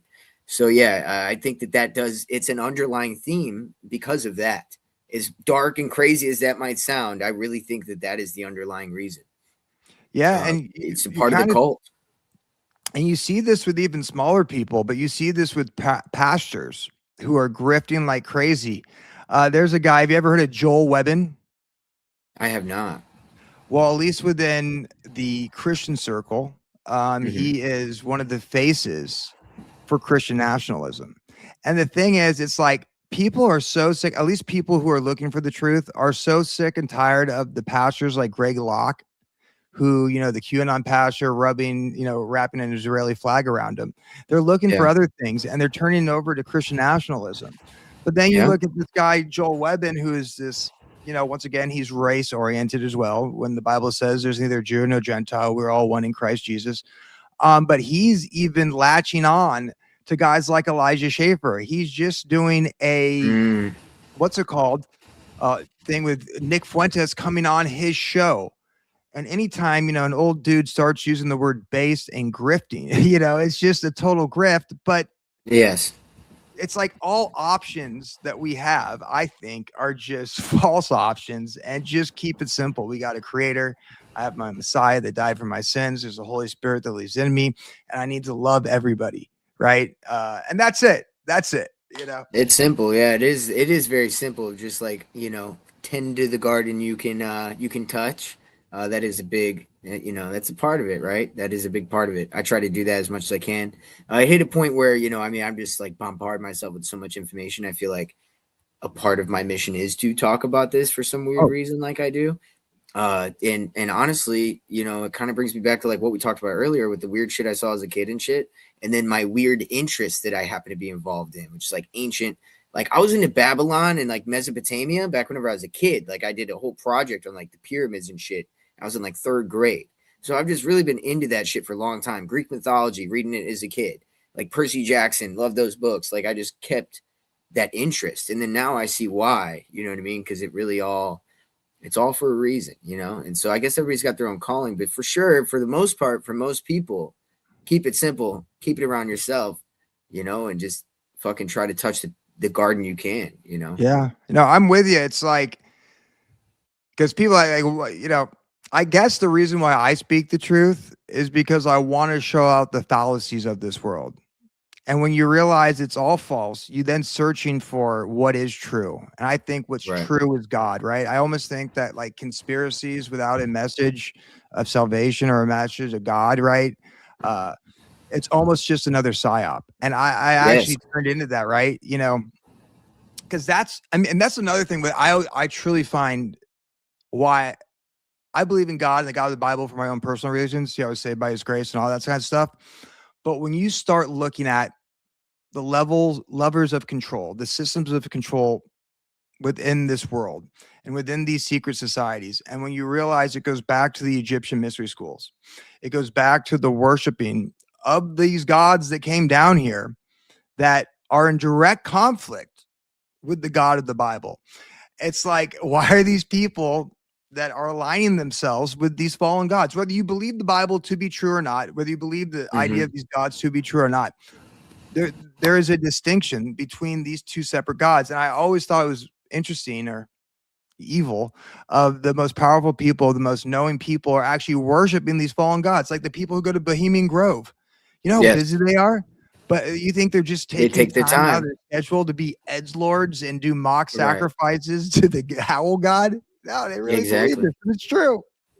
No, exactly. And, I actually got into reading Ezekiel recently, and there's a point where, God's taking him to look at all these areas, these regions, and he points out one. He's like, look, they're facing their back to the temple, and they're praying to the sun as it rises in the east, because Ezekiel was saying like, oh, we really, you really have to like do this to them. And he's like, no, look, he's like, these people have faced their backs to me. So why am I supposed to sit here and, be for them? And I think it's funny because they gave you an Easter egg there. They're facing the sun and praying to it as it rises. Who does that? We know who does. You know what I'm saying? So like it does Sun call out like worshipers, certain yeah. religion. It calls out certain religions, and then what is that? That's just a pagan religion. So then you see that that's everywhere. New Age movement. It hides under a lot of things, and so it's not just Muslims, but it is pointing to that in others. I think that's very funny because whenever I started this show, I understood that. Because you can't face all this evil without understanding that there's got to be good. There has to be some. Even every story that talks about any evil being born comes out of a creator making things, and then the evil rebels or is an adversary, And so it always comes from the same story of this creator of good that then the adversary comes after. And so you can't really ignore that. And so therefore the spirituality or the godliness within it. Yeah, man, you can't really follow conspiracies without kind of hitting your head up against that wall eventually. And you can't be atheist forever if you fucking are and you come into conspiracy land, because if you're atheist, then how the hell do you believe in demons? If you're atheist, how do you believe in deities? If you don't believe in any of those, how do you believe in conspiracies? Because this shit all interconnects with this spiritual realm. Yeah, and I think, at least for me, I think it's also when we read, if you're going to read scripture like the Old Testament, we need to learn from these people. And there's a passage in the Bible that says there's nothing new under the sun. What was will be again. And just like the ancient worship gods that were not Yahweh, that were not God Most High, Creator, whatever you want to call them, you see that in the body today, except we make new gods, right? Whether that's the government, whether that's Candace Owens, whether that's Alex Jones, whether that's Donald Trump or Netanyahu or whoever you want your God to be, whether that's money, we do that today. And I think that, we can learn so much from the mistakes that these people made, and also from some of the triumphant. Not everybody in the Bible was turned away from God throughout history. A lot of people were. And, think about today, even within the body, there's a famous like footage, right, of this church where this preacher comes out in a fucking Rolls Royce. A phantom Rolls Royce. Is like, hey, look at this thing, And we're doing it today. We just have created new idols. And if we would have learned from the past, maybe we wouldn't be doing that today. Exactly. And that's why shows like the the Mormon Wives is so popular.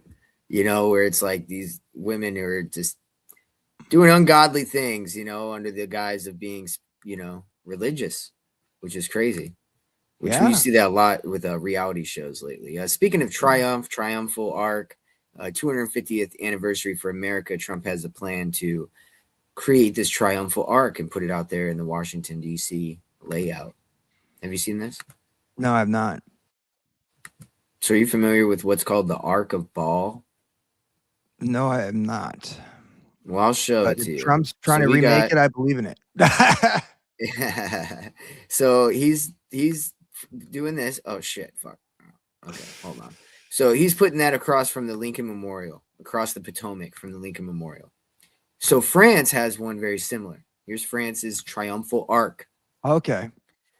So triumph is another word for like this triumph, God, ball, whatever. Trump, triumph. I think it's funny that his last name even gets into the ball kind of worship, So now I'll show you the Ark of Baal, where this comes from. So this is like ancient. This is what it looks like in ancient times. So it's not as extravagant, but it is the same concept, right? And this was in, what show was that? Have you ever seen Yellow Jackets? Great show.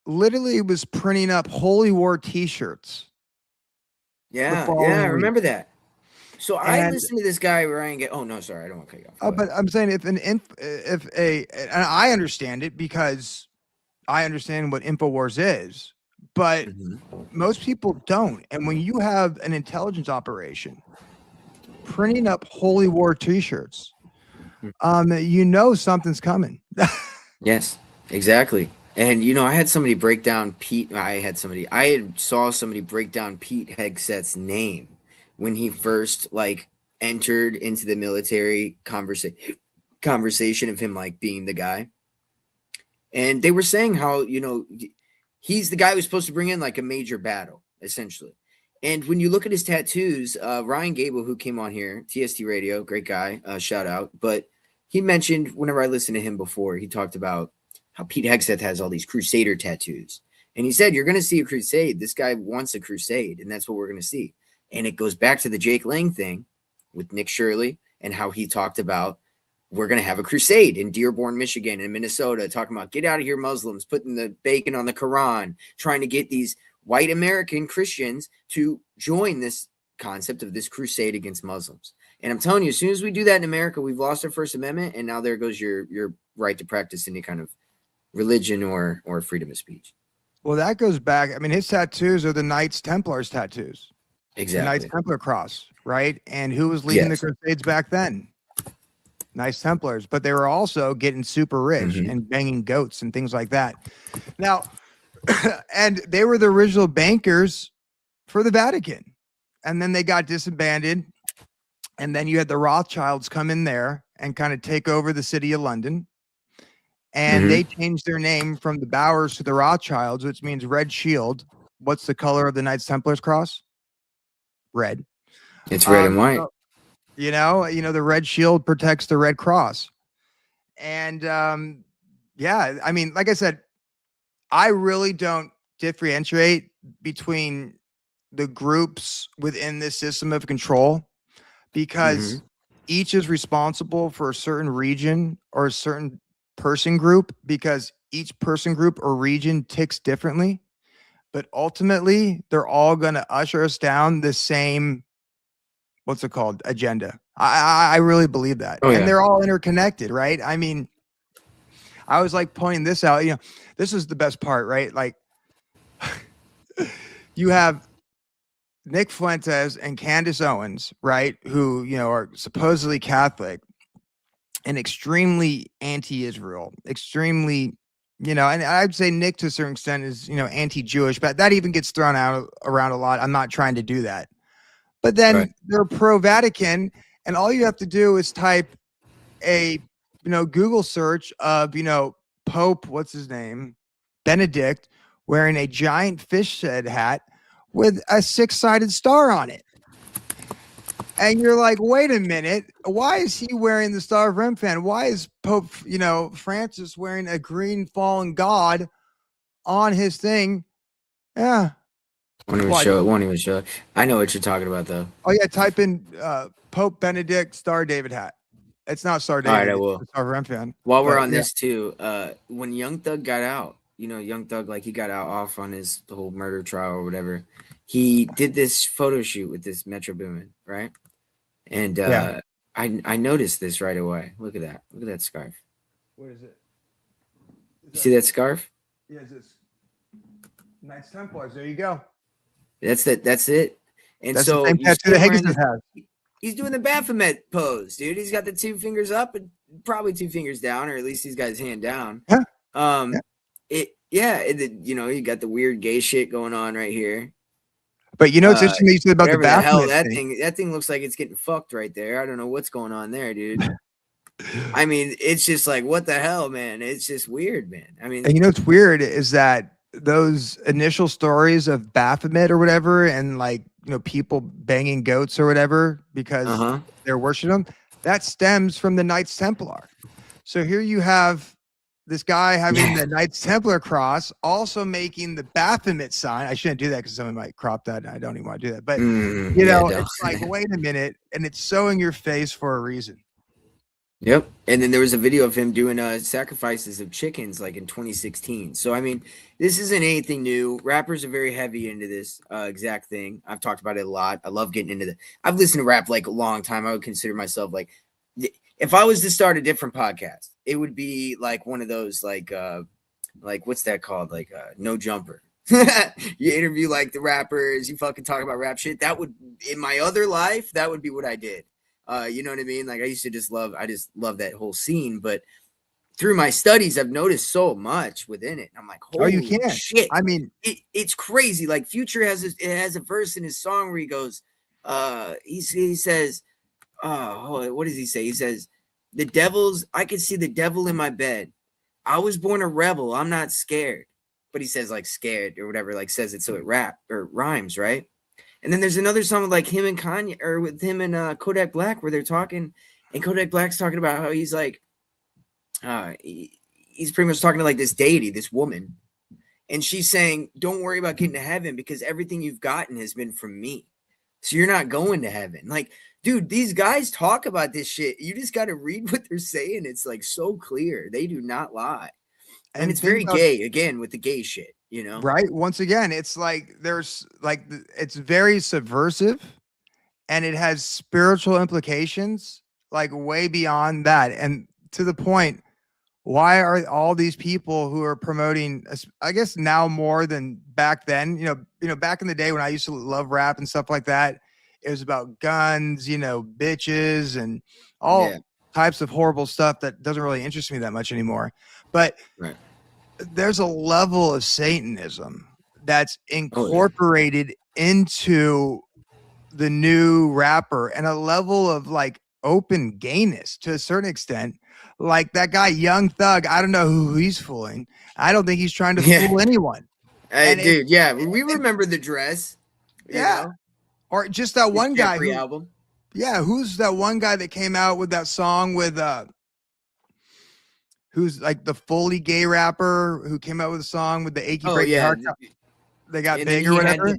It was Lil Nas X, and then he had the blood shoes. The blood shoes, and I was like, man, I never saw any of this stuff growing up. That's crazy. Playboy Carti did the same thing, and he actually has a record label called Opium Records that is signed under like Universal, I think, and it's all like artists that only talk about what we're talking about, like dark, like evil. It's just next level evil shit. Like as it progresses, we're just heading towards a more just in your face fucking demon worship, devil worship. It's all it is. So yeah, very crazy, man. That's what we're in for 2026. It looks like a whole lot more of that shit, dude. Yeah, it's crazy. Fuck yeah, Ben. Let's go through the chat a little bit more. It's been a minute. We've had some people in here kicking in. Anything else you got before we do? No, I'm good. Fuck yeah, dude. This is great, man. Yeah, we'll see how it goes, but yeah, definitely be on the lookout for this because I do think that New World Religion revolves one, getting people to sign up for this Christian nationalist movement, so that way then they could sell them this moral AI that's programmed with your godly morals and principalities that we've now decided upon. When in reality, it's just gonna be control vectors, But don't you know, Joe Rogan just came out and said that what if Jesus comes back as AI? What is more, Jesus was a virgin, and what's more of a virgin than a computer? Wow, dude, it's so sad because I know what you're doing there. That's really fucking crazy. It's sad because like he knows what he's doing, so that's a perfect way. That's exactly what read my mind. Someone made a joke that says, where was this dude baptized? The Church of Palantir? Yeah, that was Sneeko, who I was going to mention earlier. Sneeko. By the way, that guy has a checkered past too. Yes, sir. And he talked about being at a fashion party with Nick Fuentes, and then Fuentes, he like left him with these people that he didn't want to be stuck with because Sneeko said that him and Fuentes were supposed to be like this at the party because they didn't know anybody. So he's like outing the relationship that he has with Fuentes, and this is the Goyim slop guy, right? That's always talking about how we're all Goyim slop and Israel's taken over and everything else. So again, with the whole just outing Israel, but clearly for Israel, he's outing Israel because how does he have so many views? So, and he's tied in with Fuentes. So it's very crazy, man. All of them are. Yeah. That's why I just say reject it all. Yeah. Yeah, Martin Luther King hugging his wife, sculpture that looks like somebody gave a BJ or something. Also, hell yeah. Well, just look at Martin Geez, Luther yeah. King. I mean, that guy had ties to the, what's it called, Rothschilds. He was a major Yeah. benefactor of Martin Luther King. His father was in Prince Hall Freemasonry. And I actually Yep. think the murdered Charlie Kirk is very similar to Dr. I Martin agree. Luther King, where these are two individuals that 100% are connected to the system, but they are more valuable dead because what they can do with the legend of them or the, you know, the story Yes. of them, they can manipulate the Martyr. people even more. I mean, just think about, look at the black community and how the death of all their great leaders, whether it's Martin Luther King or Malcolm X, has really affected that community generationally. Yes, it does. And yeah, Martyr Madness is what we called the episode about Charlie Kirk the day after it happened, because that's all I saw out of it, is that Yeah. they're making a martyr. Mhm. Sometimes we get our hopes up about certain things, but in the end, it's all fake lies, fake and gay. Yeah, that's for sure. Heroes don't exist. I've stopped waiting. Yeah, definitely don't. We're all our own heroes, guys. We just, like Hogfart said earlier, we got to talk to each other. And there's more people. Here's the thing. I assume most people don't think like me. I'm sure you assume most people don't think like you, but we're unique in the fact that, like, we probably talk to people to test the waters. But most people probably shut down and just assume nobody gets it. Imagine how many people are shut down assuming nobody gets it while they're sitting right next to somebody who gets it. Yeah. But they're not finding out. They're not finding out because they're not, like, engaging to find out.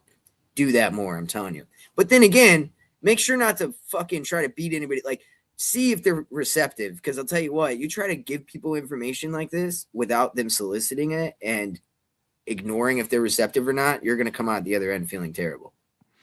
Yeah. And I You're gonna also feel say worse. this, it's lead with love when you do it, right? Because yeah. the minute you come with judgment, whatever it is, there's just going to be a defense mechanism, whether you're stupid or this or that, there's a defense mechanism. And I think if you lead with love and you don't try to beat it, their head, just plant those seeds, I think that defense mechanism goes down and they start to see Like it. the But what I've actually focused on more than just, teaching conspiracies to people is I try to teach people about God and the Holy Spirit, because they call the Holy Spirit the Spirit of truth, right? That's where I think we get our understanding from. That's where we get our knowledge from. And I think to really see through the lies of Satan, you need to be operating in the Holy Spirit. I think you need to be abiding in the Holy Spirit.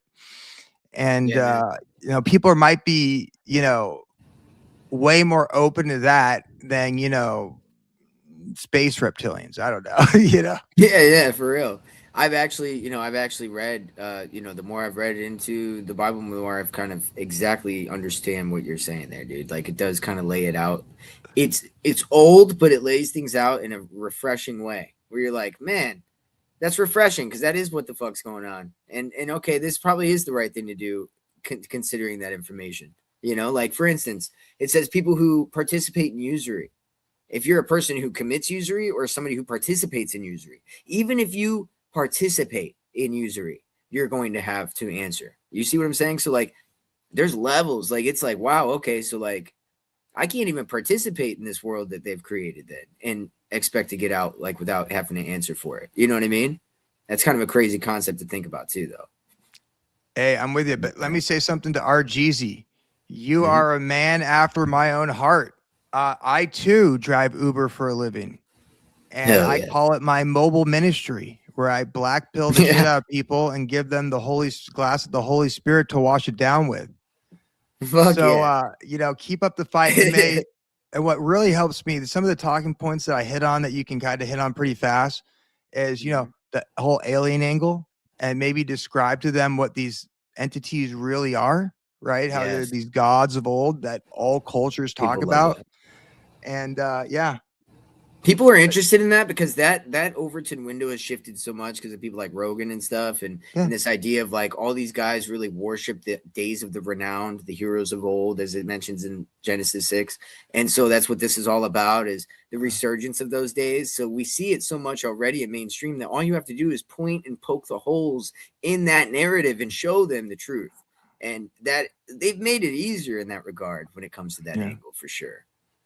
Hell Hell yeah. Religion makes so much more sense. Now the craziness totally brought me back to God and Jesus.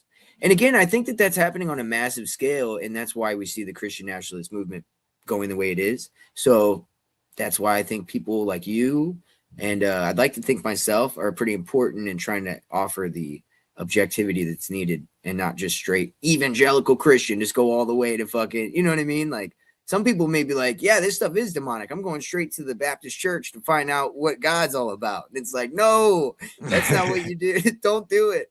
So anyway, yeah. Well, you know, you should do every morning. Just go, God, here I am. Sorry for what I've done. Please lead me in spirit. And then start reading scripture. And as long as you're doing that, I'm telling you, your eyes will be opened. And like I said, I got into conspiracies first. You got to ask. But I got into conspiracies first. But once I started understanding the true biblical perspective that goes back to Genesis 6:4 and this giant seed war that is going on. And when you learn how Paul describes like how we don't wrestle against flesh and blood, we wrestle against powers, principalities, like these fallen gods and these worldly governors, like it puts all the conspiracies you've learned, at least that I've learned, into perspective. Yeah, no, exactly. GC says our whole society is based on usury. That's a fact. And that's why it was a heavy fucking sentence for me to read the other day. Cause I was like, damn, dude, that's heavy. Imagine telling people that, hey man, did you mortgage that house? Oh, motherfucker, you're going to have to answer to God, dude. Like, whoa, that's crazy, but that's a reality, dude. And so, you know, I'm kind of glad that I literally don't use credit just because I've always been like broke and like never like used it. But then I also have always been against this concept of like paying to own a thing and acting like you own it. Like I hate people that like have all these things that they're financing and they're like, yeah, I own this, I own that, I own this. It's like, you don't though.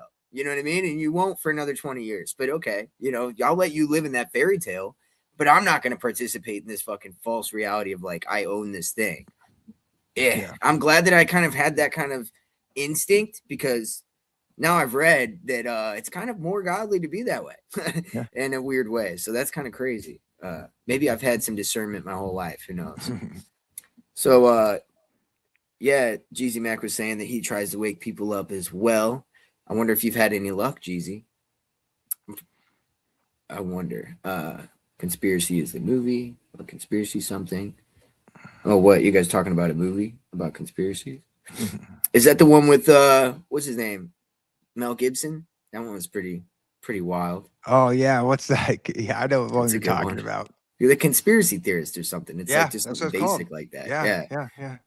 It starts off talking about trust him. You know, Mel Gibson's works for the World Economic Forum. Really? Yeah, dude, but he wants to make a movie about the fallen angels and how like all that shit happened. Like that's like what he wants. That's his main. Like he wants to show that the whole Genesis story. Yeah, I'd love to see his version of it then. So he actually wants to do that, like the Book of Enoch. He mentioned it on Joe Rogan that he wants to finish the rest of the story of Jesus and then do that next. So he'll probably never even get to it because he's already like 60 something. Yeah. It will be all the movies made by Bolsheviks, Jews, of course. Yeah, it's funny. I was just looking, you know, like Game of Thrones. Great show. What are the themes in Game of Thrones? It's essentially like the renowned days of old, the god kings of old, right? That we were kind of talking about earlier. That's essentially the whole show. And yeah, it's all, you know, well, you call them Bolshevik Jews probably that have made. Well, no, you also got to throw in the Rosicrucians for that one. You know, Walt Disney was a Rosicrucian. And I heard, you know, Gary Wayne of the Genesis 6 conspiracy talk about how the Rosicrucian order or whatever is ultimately responsible for bringing the secrets of the old world into the new world. Yes. And that's why you have it with like Game of Thrones. You have it with, what's it called? Who wrote Harry Potter? Harry Potter. But even, what are the famous books? Like Lord of the Rings. You know, stuff like that. Yeah. That's all old world stuff. The rebranding of the old myths in the new world. Yeah, Star Wars, the whole deal. Yeah, for sure. You know, that's the philosophy behind it. Probably came through Laurel Canyon in some way. I'm sure you can find Laurel Canyon connection there.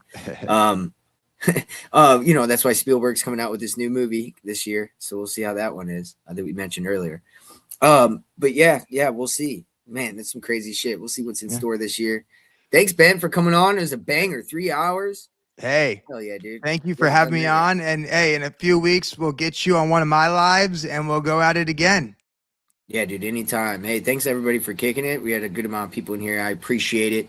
Go show us some love. We'll have this show on Spotify. You guys can go hit the description below for any donations if you value the show. Otherwise, just like, follow, share, give us a good love so we can hopefully get out of this shadow banned algorithm. That'll never happen. That's why I laugh. But yeah, hell yeah, thanks. Happy New Year. And we're starting the year off heavy. Link to Ben's show. Yeah, link to Ben's show. So check me out at End of the World News. I'm on BitChute. I opened up YouTube recently again, and that's End of the World's News with an S. They didn't have End of the World News. So you can find me there, or you can find me on my Instagram account at End of the World News. I make 3-minute videos about all this stuff when I upload it. So yeah, thank you for checking me out, and thank you for having me on my show. God bless everybody. Yeah, definitely follow him on Instagram. I love getting my news updates from Ben. He's always got some bangers. I was happy to be able to provide a little bit of information for you. That was really cool. You know, definitely to see you did break with down that Giordano shit. thing. That was Yeah. cool. That was really cool to see. So, yeah, check him out. Thanks, guys, and we'll see you next time. Later.